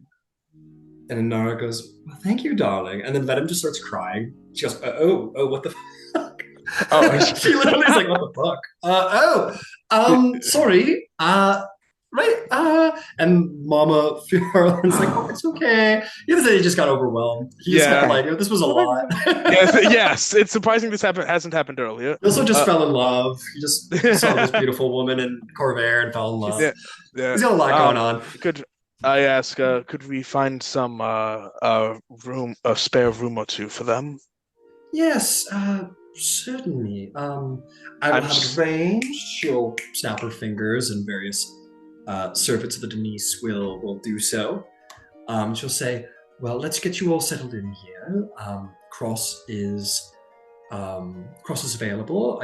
Lois, would you be visiting the Denise as time goes on?" Absolutely freaking not. Understood. Says Loisana's been a little bit busy in the city. I'll send a runner to summon her if you wish, and we'll get you all settled in. But it was good to see you. It's good. It's good to be back in Lady Inara. Right. A lot has happened. Excellent. So with that, a runner is very quickly made off to find you, Lois. Just some messenger, not necessarily associated with Fjarlin. Probably some she probably hands some coppers to some Orion messenger. Who will one of the serving staff, Lois, will knock on your door and kindly hand you a slip of paper that says House Leora has returned to Fairhaven and is reconvening in the Demense of Memory. They requested your presence. Okay. Cool. Sweet. But first and foremost, Ludvig and Rowen, you probably put your bag, or they probably take your bags and we'll take those to your room. And you're taken to a nice sitting area where you two both plop down. Maybe Inara probably is having this weird moment of like, all right, I'll show these flea-bitten villagers to one of the nicer rooms. She'll take them over there, and you two could go sit in one of these nice sitting rooms, and Cross is soon summoned to meet with you guys. Thank you for your patience, my Fairhaven team. No problem. Cross will enter with Shell in tow and sort of nod ahead to the living room. I hope that you had a pleasant journey back here. I don't know about pleasant, but we're not dead.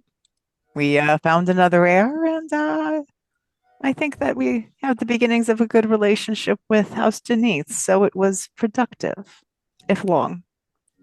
What have you been up to?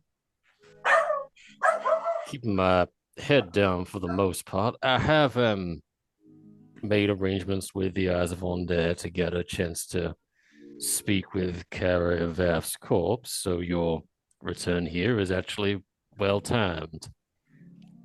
Excellent. I love to be on time.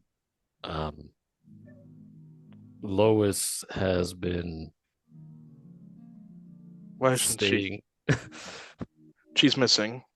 When we arrived back and debriefed with Fjarlin, she proposed an article outing the creature as having been part of House Thorani.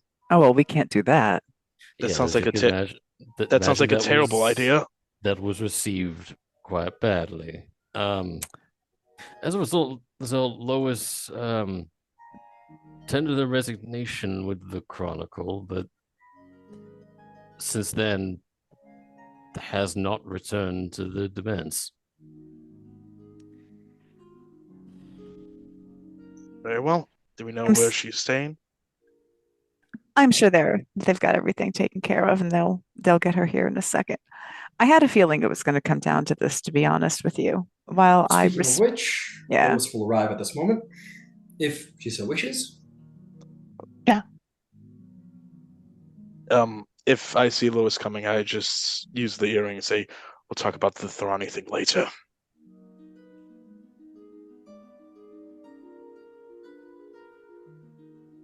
Um, Lois, good to see you back again. Likewise. Um, it was an eventful trip, and well, I think perhaps let Rowan explain it. She's brought some a surprise. actually, just to be super quick, on the way back from visiting with Barons and Neath, we ran through a village where we found an 8-year-old boy who bears our mark. So we brought him back. Super simple. So what have you guys been up to? Oh. Oh. And just for like, I guess to fill in the remainder days that Cross was around, I've just been like giving like a House Leora presence in Queen Aurelia's court. Nothing particularly like. Yeah, we'll come back to No, that in a sounds minute because fantastic. that Yeah. is Yeah, a that's nice chunky 5 days, so we can settle that down as like a basically like high society carousing and maybe make some allies. So Yeah, we'll that's fine. come back to that. Yes. That's fine. Yeah. And I've just been making sure our house is present in the Queen's court. Good. Glad to hear it. That's- Thank you. Thank you for holding things down. Have you and I say this more quiet. I yank on the earring again of messaging. Has anyone gone through the blackmail letters? Rowan's actually gonna. So you use the earring. Yeah, Like, the earring of messaging. Like, we are the only people in this room. Oh, Why okay. are you using that? Sorry, I'm Like, but she calls you out on it out loud. I'm sorry, I'm nervous. Sorry, it's secrecy. Sorry. Apologies. Has anyone gone through any of it yet? I believe it's all in Lois' Extensively. possession, so best ask her. It feels like wait, Lois, what do you mean extensively? If hasn't. Every page, every word in completeness. Which is a good point, because Lois, I'm going to now make you the wonderful recipient of all that blackmail, now that someone's actually gone through it. I'll send it to you on Facebook, because it's a lot. Okay. And feel free to peek through it while we're here. Sorry, please continue, but that's on the way, Lois, Facebook. Is it still physically at Lady Marina's? It never got No. there. No. Oh wait, I thought I'm Well, We confused. called it back. Yes. No. Yeah, The I'm stuff that went confused. to Marina still got to Marina. Oh. The Baron's personal material, we elected to send the furthest away. That was the material going to All right. Kronosberg. That was what was successfully pulled back. Yeah, I All right. know. The stuff that was headed here, this is so relatively close by comparison that it was just here. Yeah, All right. yeah. That's what I was confused about. The journal, the recording, and some other miscellaneous stuff was sent back to the Warlord, but there was other stuff like a whole stack of like 48 letters or something. Yes. I remember there. Yeah, no, okay. I have opened a safety deposit box, and those materials are vaulted with House Kondark. Excellent. I'd love to go through them. I will be happy to go with you, and we will get additional keys made for each of you who want them. Actually, can we just have copies made and leave the originals in their own place and not mess with them? I feel like the safest way to keep them safe, right, is to draw as little attention to them as possible. It's not that I'm opposed to you having a key, but if like She looks right at you and goes, I don't even believe you didn't make copies. Like, I don't have that into me to believe. You Oh, are I absolutely did. you are too thorough. I absolutely did. Would you be opposed to us looking at copies then? You are more than welcome. Yeah. All right. Yeah. Uh, We can read that and kind of decide what we want to do from Well, here. more importantly, since these are effectively now the property of House Leora, I opened a safety deposit box on behalf of House Leora with the Kundark Bank. That was very smart. So we have a place that we can place items with a surfeit of safety. I I like that. That's I why if you want keys to that vault, it's not really a vault, it's more of a box, but at some point it may become a vault. I uh, and That can be had. and um I'm confident in your ability to copy things down, Lewis. I just feel psychologically comfortable just going through the originals if that's possible. That's certainly fine. It's it's possible to do that in a private way, I suppose. The viewing rooms at the bank are secure. They offer a high degree of privacy. That's standard. That's the standard service procedure. Good to know. In other news, I am officially Ludvig de Leora. I have been officially disowned now. Well, congratulations and not all at the same time. Yeah, I don't know how to respond to that. It's a weird feeling. Good feeling. So, have you spoken with Baron Fjarlin about the everything that's happened in Karnath? We debriefed. They That's know all He the has been details. debriefed. that's very good. Very good to know. How did she take it? We made her $1 Well, million. was- She was quite happy with the turnout. Dollars? What are dollars? What are these dollars you speak of? So, I'm joking. what do we want to do moving forward? Because right now we're like in a place where we don't have anything to do, but we probably should come up with something. we were advised to decide upon a place to set roots, and on a more personal note, I've been away from New Siri for far longer than I would have liked. And given the, let's say, diplomatic situation down there, I would like to step into it as soon as possible. And it's his Ryan, I assume I've read the paper on the way back about I'm aware Yeah, of the if you thought your character would have minded reading the Kronberg Chronicle, then yes, you would have read it. yeah, the political situation down there is fascinating and also developing. That spreading our wings down south might not be such a terrible idea.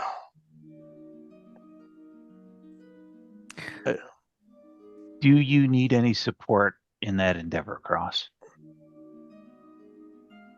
I mean, it would help, but ultimately, I'm the ambassador for Prince Orgev. This would be, the matter is largely of a personal agenda. But if House Leroy itself would like to get involved in that, I would welcome the aid. We might have a day or two here in Fairhaven to get settled, but I think traveling to New Sire meeting this Prince Orgav might be beneficial to us. Uh, well, absolutely. Do we want to pre-posi pre-position someone in Wote? Is that the name? The Brelish capital? My Oh, memory's I believe vague it's and fuzzy. yeah, I'm gonna go take Rote. Yeah, I believe it's Rote. Yeah. That way we have we have people in both locales uh,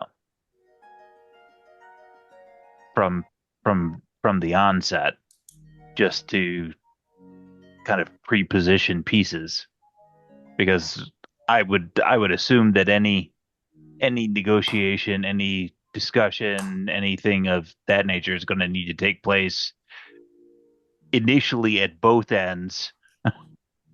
ends of that particular line. I I agree. And as a new house showing up there, particularly if we were to pick, say, Sharn as our place to initially establish ourselves, uh, that's in Brelish territory, introducing ourselves to the court as the newest Dragon Mark house would be polite, and it would give us a an in to make that initial introduction. It's a good cover story, so So to say. Because it's probably the truth. I Exactly. have That's what makes it so good. put some Yes, Lo. thought into this. I don't love the idea of establishing ourselves in Sharn first because we are a very small house with very limited resources. Furthermore, all of my personal power is out this way. So if the house goes out there, I will hold down the fort over here because you will need somebody on this side of the world. And my personal power lies more in Karnath, so my concerns are the same as Rowen.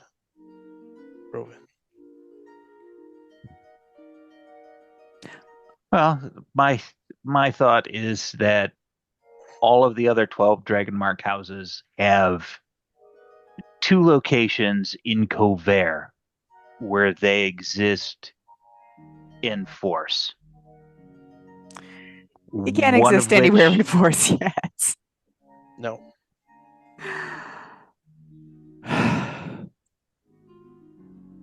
we have to establish it somewhere. Yeah.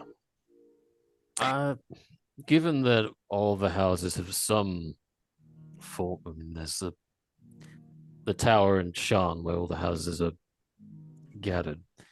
Since we ourselves are from all parts of Corvair, and we will likely be needed in all parts of Corvair, it might just make more sense to have our base of operations be somewhere where we can be easily reached by all possible clients, shall we say. A If anyone's communication. curious to make, why don't we call it a history check to think of all of like the great centers of dragon marked power, like where basically everyone is represented. Uh, Go right ahead, and uh, I'll show 16. you this one. 16. I'll roll 21. as well. Cool. Unnatural 20. Okay, so I've got unnatural 20. Rowan, what'd you get? 16. 16. Lois? 21. 21. Okay. Yeah, that'll be fine for most of them. So let's see here. So I'm going to give you one for free, Cross. This isn't necessarily an established center of Dragon Marked power, but you do know that every Dragon Marked house is represented in Prince Orgreave's court. Again, it's not an establishment of power, but every Dragon Mark house is represented in his personal royal court, which is unique to everything. So that's a fun, maybe temporary thing what's going on, the dragon marks. Let's see. No. There. Very easily, Ludvig, Rowan, all of you will know that there's the 12, which is essentially a sort of a cloistered research center above Korth, where all of the dragon marked houses are represented for research. They're not necessarily connected intensely with the rest of the dragon marked houses. They are a little bit, but the idea is that it's a little bit of like a cloistered, we all work together to further magical research based on our own mark's power.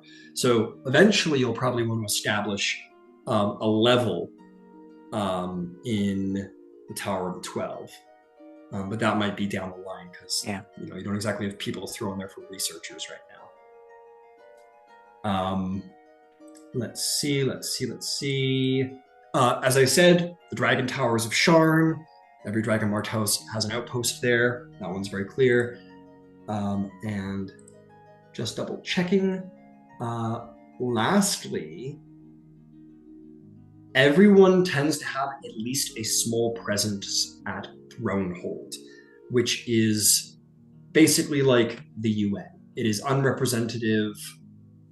It isn't represented by any nation. It is like a sovereign. It's like the Vatican. It's the purely neutral space between all dragon marked houses and nations. So and that is where Rowan would suggest putting it.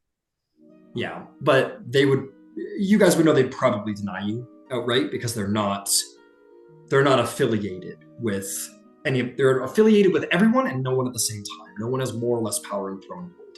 It is very hard and fast neutral. Ross would look to Rowan there and say, well,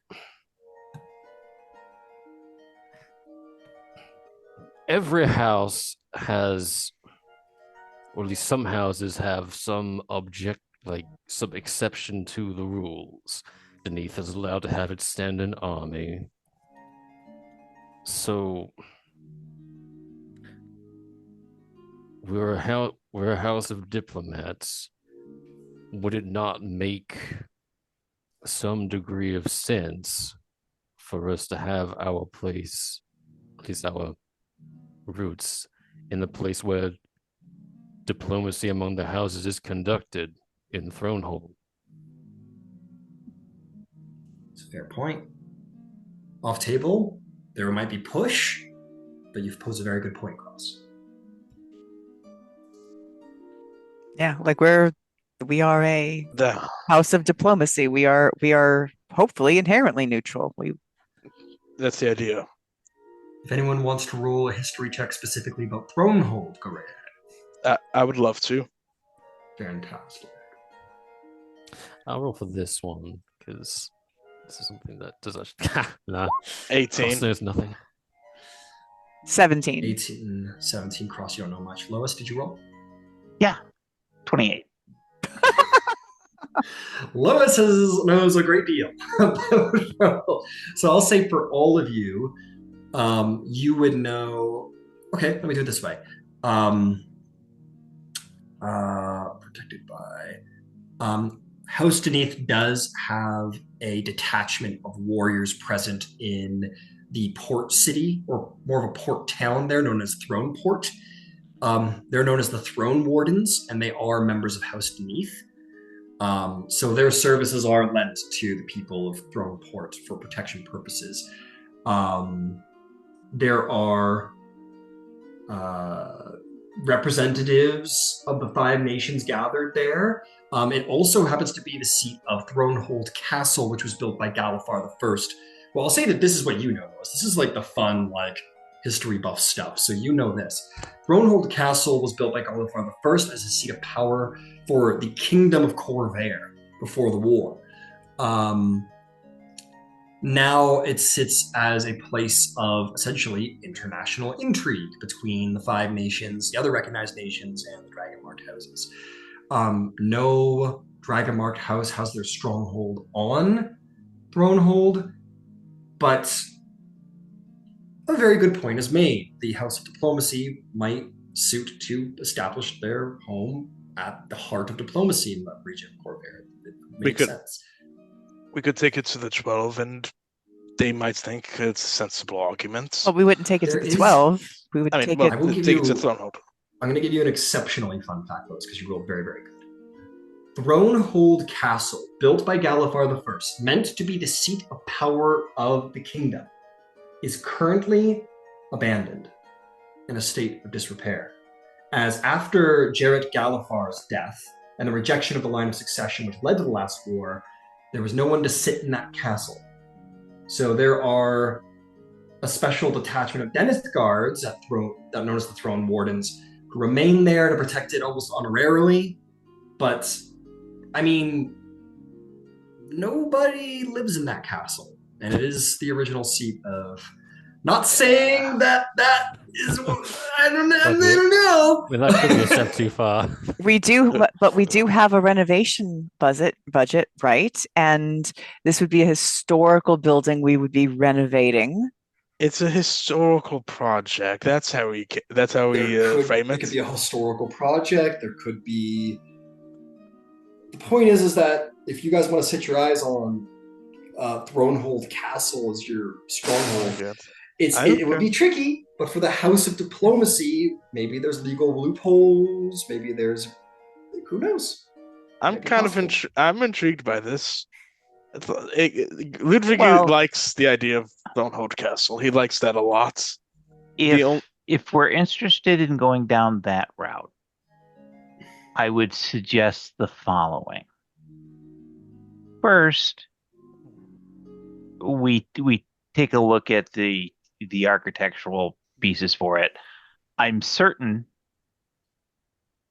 because that's just the way these things go, is that there was a wing of the castle that belonged to the bureaucracy, meaning the folks who moved the paper and shuffled the stuff and ordered the this and the that's and the what have yous. and handled the budgets and the logistics and all that stuff. That would be the space where we could establish that. I agree. In return, We can- we could take a portion of whatever our future Income. profits are and utilize that budget as part of a restoration project to bring it back from its state of disrepair It's that. to make Love it it. a Fully functional, You know, respectable. to make it perhaps a more official place for diplomacy between the five nations as opposed to, ad hoc nonsense.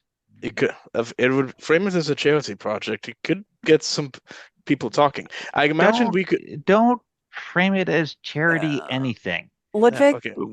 We frame it as something that is done in service to all five to all of the Five. nations of All the Corvair. nations, yeah. I want to say it's five. Yeah, you're right. I'm instantly thinking of like balls to raise money or something like that, or people chances to What? talk. That's I'm jumping ahead of time. That's a separate thing and Yes. absolutely will be on whatever the docket is. Oh yeah. But if we're gonna pitch it and sell it, close that's on my thought about the best way to go about doing that. I like that. Cross, how do you feel? Talk me through it one more time, just so I'm totally getting the whole picture. Okay. The original castle for the Kingdom of Corvair, when Gallifrey the First died, there was no line of succession, and that castle has been left empty during the entirety of this last war. Okay. There are populations. There's a population there. It's small. It's an island. There are some members of the various countries that are already there, dragon mark houses that are there, but the castle itself is in disrepair. Okay. There will have been a wing, a subsection of that castle that was for the bureaucracy, for the exchequers, the taxmen, the folks who went, oh my God, your volcano blew up in the moorholds. Let us get you some some some help or what have you. That would be an ideal place for us to ask to start our reconditioning efforts there and establish that as House Leora's diplomatic envoy to the Five Nations. And Yeah. then as we become established and turn a profit, however it is that we're going to generate a profit, or through philanthropy, be it gallows or balls or whatever the particulars are going to be, we look to recondition the rest of the castle to bring it back to what it was historically, to serve as the diplomatic hub for the Five Nations as something more official. There is a phrase in Karnath. It would be where the sausage gets made.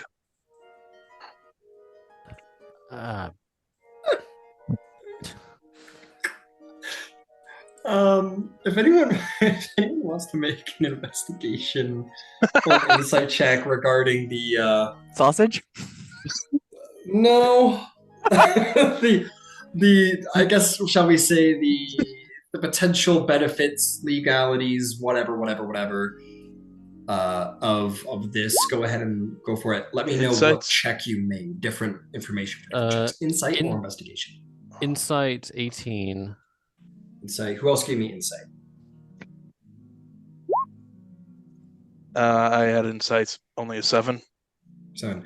So 7, you're not terribly sure. Cross, you've been in the ambassador game for a while. This has been a place that has been sort of kind of off limits to everyone, whether from a nation or from a dragon marked house. If you were to succeed, if you were able to succeed and get House Leora in the door and living there, it would be a substantial achievement of diplomacy and legal maneuvering. It would probably draw international attention to Leora's skill, shall we say. Now, who are my investigators? Right, how'd you do? 15. 15. 27. Everyone, back up. Lois has got this. This next arc is just for Lois. She's got this. Lois. So let me see. So Rowan, you're like absolutely. You're like Lois is on the right track. Absolutely, that's what you got in your brain. Lois, you're off. You're playing chess while everyone's playing checkers. There are things that you need to figure out. Like you need to get yourselves like legally wrote down as like a dragon marked house acknowledged by blah blah blah. There is an important legal factor that on paper the Five Nations are just that, the Five Nations. The Treaty of Thronehold is secure that every nation is a sovereign nation, which on paper means that the idea of there being a united corvair, like again, legally, Treaty of Thronehold on the table, what everyone has to acknowledge is that the possibility of a corvair united is illegal and impossible. So with that said, yeah, that maybe nobody's really considered it, but that makes Castle Galifar essentially a landmark at this point. No one's legally allowed to occupy it and call themselves the King of Corvair anymore. So it serves no purpose. During the last war, it was the prize. Now that the war is over and everyone signed the treaty, it's a historical thing. So maybe you'll have to be like, yeah, we're not allowed to take down these walls. This room will have to be unoccupied. blah blah blah blah blah. But you know, might want to talk to some lawyers, people, but entirely possible to This get your butts in that seat. above table, the soft power alone of being there would be immense. Yes. Soft power is real power. Don't let anyone tell you otherwise. It's Yeah. very true.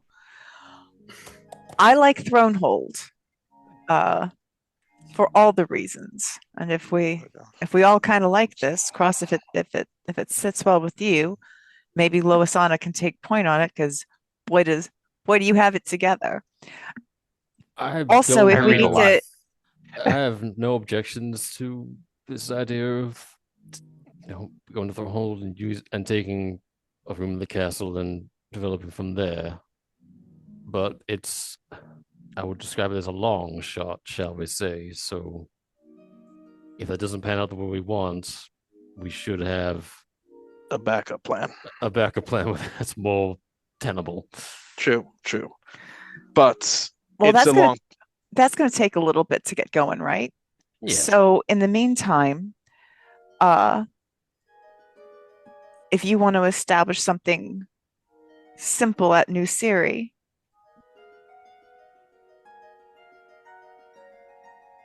it Well, doesn't have to be a main stronghold, but it's if we I need another place outside of Fairhaven, we could do that. Yeah. well, there. I think in the near term, we've made inroads here with Dare. Yeah. We have leverage and perhaps inroads in Karnath through Ludwig. If we can help facilitate some calm between New Siri and Breland, that would put two more on the plate, and that makes the wheel well and truly greased. As a quick reminder, Ludwig, it was recommended. Like you guys haven't talked to your, like technically the Baroness is your advisor or blah blah blah, but your father did advise you, Ludwig, that the time to start a true guild for your house and start making money Sooner. is upon you. And hell, I mean, if your first client is the Prince of New Syria, I mean, It could be good. or the Brailish King for Brailish Parliament, Or If King you guys can Caius. secure Oh, King You guys- Caius. with that, indeed, but it is worth noting that you guys have direct access to Prince Orgrave through Yeah. Cross. I mean, Yeah. that's a pretty immense first client If to we- be able to get your hands on. If above table, if we help Orgev and defeat that bill down south in the British Parliament, that'd be a big, oh, look who these guys are kind of moment. All right, Cross, you like this? Does it feel good? Well, yes, this is exactly what I want. Thank you. All right. Two questions. Do we want to set up a temporary shop here to start making money? And the second question, Well, the temporary shop to make money is where the five of us are. yeah, yes, If we're gonna leverage Prince Orgrave, definitely a no name. Then literally our clients are going to be there and in what that's where the money's being made. exactly. We probably need to on paper establish a guild Yes, so we can do business, open lines of credit, things Yes. of that nature. yeah, LLC. So we can get that churning and it establishes the precedent that we'll need to do whatever steps are going to be necessary for Thronehold. Because the upside is that it'll be undefined territory. It will be precedent setting, which is good and bad. People hate precedents as a rule, but if it's logical, it looks like it's doing the best to help everybody. If we've got a little bit of leverage with the Five Nations, you know, four out of five nations surveyed said, yeah, okay, we're not happy with it, but we're okay with it. It would be sufficient to the task. And on the topic of influence and soft power, Rowan, you made a very good move establishing a token of favor with Baron Deneth, who may very well end up being one of the major players. Well, this is more of like a nations thing than a dragon mark thing, being in the Galifar Tower. You guys have, who's coming to the seat there. It may be good to sink your soft power clause into, say, the Queen of Aldair, who you've established a relationship, Prince Orgrave, who, while a displaced king, will probably have a seat Thronehold for that discussion of what happens at the castle. It may be good to start bringing people onto your side for when that inevitable discussion comes. If you were to speak to the Baroness about establishing Thronehold, I'll tell you what, let's make an insight check on that, because this is a big operation you guys are planning for, just to see if she can be relied upon for this endeavor. 23. 16.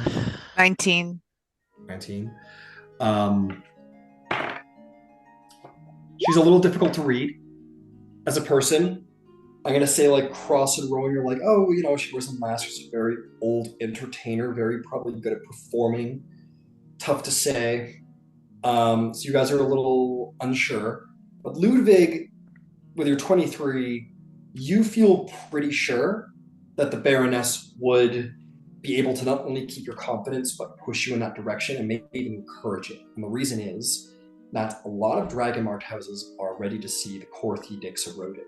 Those edicts that restrict the power of dragon-marked houses.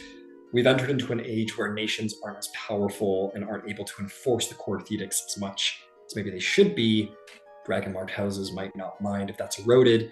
Having a dragon-marked house sitting in the metaphorical symbol of Corvarian power, that looks real good for dragon-marked people who don't want the Korth edicts around anymore. So as far as relying on her not only to play the part well and helping there, she may be trusted, perhaps. If Fionn helps establish that, it's more prestige for them.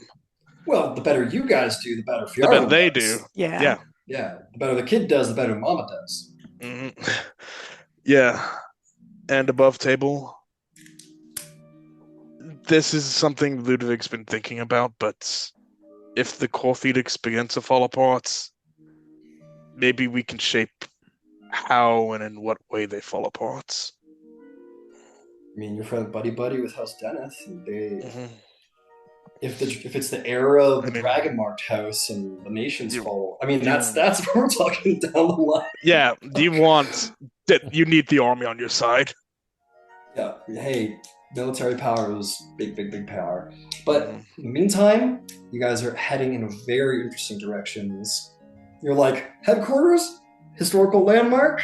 Why not just the seat of Corvarian power? Yeah, absolutely. Let's go for it. So let's do it and be legends. So man, that would be a very hello, we're important, we've established ourselves, we're just as cool as the rest of you. So as you guys lead into this next chapter, which seems to be achieving a seat at Thronehold, the Palace of Galifar is your potential headquarters, maybe securing Prince Orgrave as your first client when you decide to get a guild started. Very interesting travels, it seems, that your company's about to make, and we will end the session there. Just before we quick end it, Ludwig would ask Cross, would you like companions to travel down there with you? You mean just Yeah, because whoever doesn't go with Cross probably ought to go to Woat, just so we have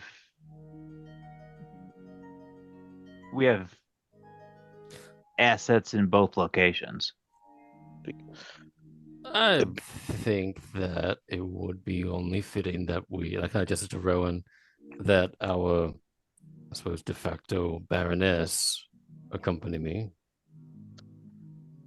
Boss, there are also other stuff here in Fairhaven we could get some money from potentially. Like, there's that duel that went badly that maybe we could help Let's resolve. maybe do But one thing later. at a time, though. Absolutely. Um, Absolutely. I need to see how far it is from where New Sari is on the rail line, lightning rail, isn't it? I think it's like Let it's me go real. check. I think it's like really close to where the lightning rail is. I think it's a direct Yeah, I'm pretty line. sure. I need to. It is. You would go in. You would lightning rail into a city known as Stelarsker, and then you would take a mage bread coach south to near Siri. So it is. It's pretty close. And then from where we are, say from Haven, if I wanted to, because I've made this trip before, to go to Rukon Draw. You want to go to Rukondral. So you could take the lightning rail from Stelarsker down to Sterngate and take a very tense mage bread coach ride down to Rukondral through Gathering Stone. So, I mean, everything's possible when you have money and House Orion on your side. Yeah, we just need some money. So Maybe you guys sit back, reload the coffers. There may be some legal stuff going on with establishing your dragon house on paper, your dragon marked house on paper, making your first guild. Sit back, let the money rake in a little bit, your allowance rake in a little bit. And hey, Yeah, you've got a that's- couple of people who mean to contact you. Yeah. Call Oh, yeah. as results of your research about the dragon marked. Rowan, I believe there was some interest in contacting a certain somebody Mhm. about similar things. Mr. Shadow's investigation, he's been out for a couple days. Good. So Well, you guys can always sit back and we can just do some downtime, let like money rake in a little bit. Oh, Yeah. I'm so sorry, Cross. Before we go, do you want to get the quick results of your downtime? Sure. Yes. Wouldn't take too long. Let me just pull BRB. it out real quick. Yeah, no problem. Be super quick. So you would be considered carousing. Okay, so if you wanted to carouse with the upper class for a work week, that would require 250 gold pieces. Jesus Christ. Yeah, I mean- and that's to mingle with like high nobles, stewards of the crown, so on, so on, so on. Sure. I mean, just destroy a bank account. It's fine. Yeah, sorry, that's what's listed. But these are powerful contacts you'll have. Yeah. Yeah, so and you will be able to visit them. Okay, here we go. Make me a persuasion check to see how many allied contacts you may make. I'm going to use my inspiration on that, I think. Okay. Nice bonus, by the way. It's even worse. Okay. 18 it is then. All right, you are going to make 2 allied contacts, which is really good. There was only 1 tier better than that, so you're going to make 2 allied contacts. These upper class contacts are nobles and their personal servants. These would probably be like 2 exceptional contacts in the upper court. So I will tell you what, Cross, because this was a lot of money. I'm going to make it worth your while. All right. I will give you 2 options. These can either be like no-name people who will come up when they come up. These people can be accessed for basically help or information, friends, what have you. Or I could give you the identity of some high-ranking Ondarian nobles. You might want to just be like, I have a token of favor with these people now. I'll take that, sure. Tokens are good. Okay. Tokens are burnable. I can burn those. Tokens are excellent. So I'll tell you what, you have the most relationship points with the Queen of Aundair herself over anybody. So I would give you that one as an option. I would give you her Prince Consort as an option, Sasek de Vidalis, who has connections with House Vidalis. There is Governor Orada Reinarn, who is the Governor of Capital Affairs, Chief Advisor of the Queen, and leader of the Diplomatic Court of Fairhaven. There's his wife, if you cared to mark her. There's also Prince Adel Irwainar, who is the Royal Minister of Magic and First Warlord of Aundair, who sits on that council with the Queen as well. There's Ambassador Dravok Ir Dalek, who is the Karnath ambassador to Fairhaven. And to be clear, if you're like, yeah, I want a no name, you'll get tokens of favor with those people as well. Yeah. And we can establish who they are later. Definitely want the Queen, and I'm thinking Adal as well, the Warlord. Right, I'm going to bring you up to 5 points with the Queen of Aundair cross. As you're having a token of favor, we're going to say that you've taken your bond with her up a step. Yeah. Is there a way you'd like to define your relationship with the Queen? Friends, trusted advisor. I want to say I would say trusted advisor. I think she probably has she finds Cross's perspective intriguing, just in general, the Dragon Marked, Warforged. There's we're going to say the novelty of that perspective is interesting. Absolutely. So here's what we'll say then. I'm gonna suggest the swap here. We'll call you a trusted courtier. So a queen will have a small inner court of courtiers, which are considered her friends, people of interests, adventurers, bards, travelers, people who interest her, who are her friends. So you're now officially considered, you'll be given a ribbon, essentially, from her. That's what your token of favor is. Okay. It's this very fancy ribbon with the Eagle of Aundair on it, and it symbolizes that you are a courtier of the Aundarian court now, which means you have pretty much free reign to come and go from the court to some extent within limit. So that's pretty decent. Trusted courtier. Who's the other one you want? Adal, the Warlord. You want the Warlord. Okay. How would you like to define your relationship with him? I think that one is a lot more where I guess Cross was, is more friendly with the Queen and, more, deferent with the Warlord. It's similar, I guess, to how Cross was with the Butcher, in that there's a certain understanding that we are both, creatures of war. We understand conflict, and so there's a slightly more, tactical. So why don't we call you? I'm thinking that they would be discussing things like the conflict with the border conflict between Aundair and Karnath, that kind of thing. Why don't we call you then a warrior companion, sort of thing? Okay, cool. Okay, cool, incredible.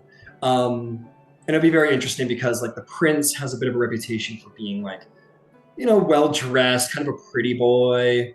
But when you speak with him and meet with him, despite all of this exterior, it is a little bit of a flouncy courtier mask, and underneath it there is a cunning warlord, as his title suggests. So yeah, sweet. So you have 2 tokens of favor. We will say that his token of favor to you, as I've just said, there's that sort of warrior underneath.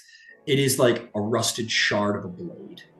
That maybe he told you in a story that during the war, he broke his blade, grabbed that shard, and he killed his assailant with it. A very brutal moment, and not a reputation many surmise him with, but one that he entrusts to you, that reputation. Cool. Okay, cool. You have 2 tokens of favor with 2 very important people at the Court of Aundair. Incredibly important. Now we will end the session. I'm very excited about where this is going, guys. Yeah. Yeah. I have thrown over with work, but Yeah, I have I like mean, it's kind of perfect. yeah, I already have like a list of stuff I want to do next session. I'm already making And it I've got a mine. list of things that people are going to want to talk to you about now that you're back in the central place of, oh, there you are. And just for the heads up, next week or coming up soon, whenever she's able to, Rowan is going to try to connect with Liz. Got it. And hopefully commission Liz on some work. And then you know who she's got to get a hold of, so Absolutely. that'll be fun to do. One thing, just maybe I get it out of the way. I want to. Maybe I'm being impatient. I really want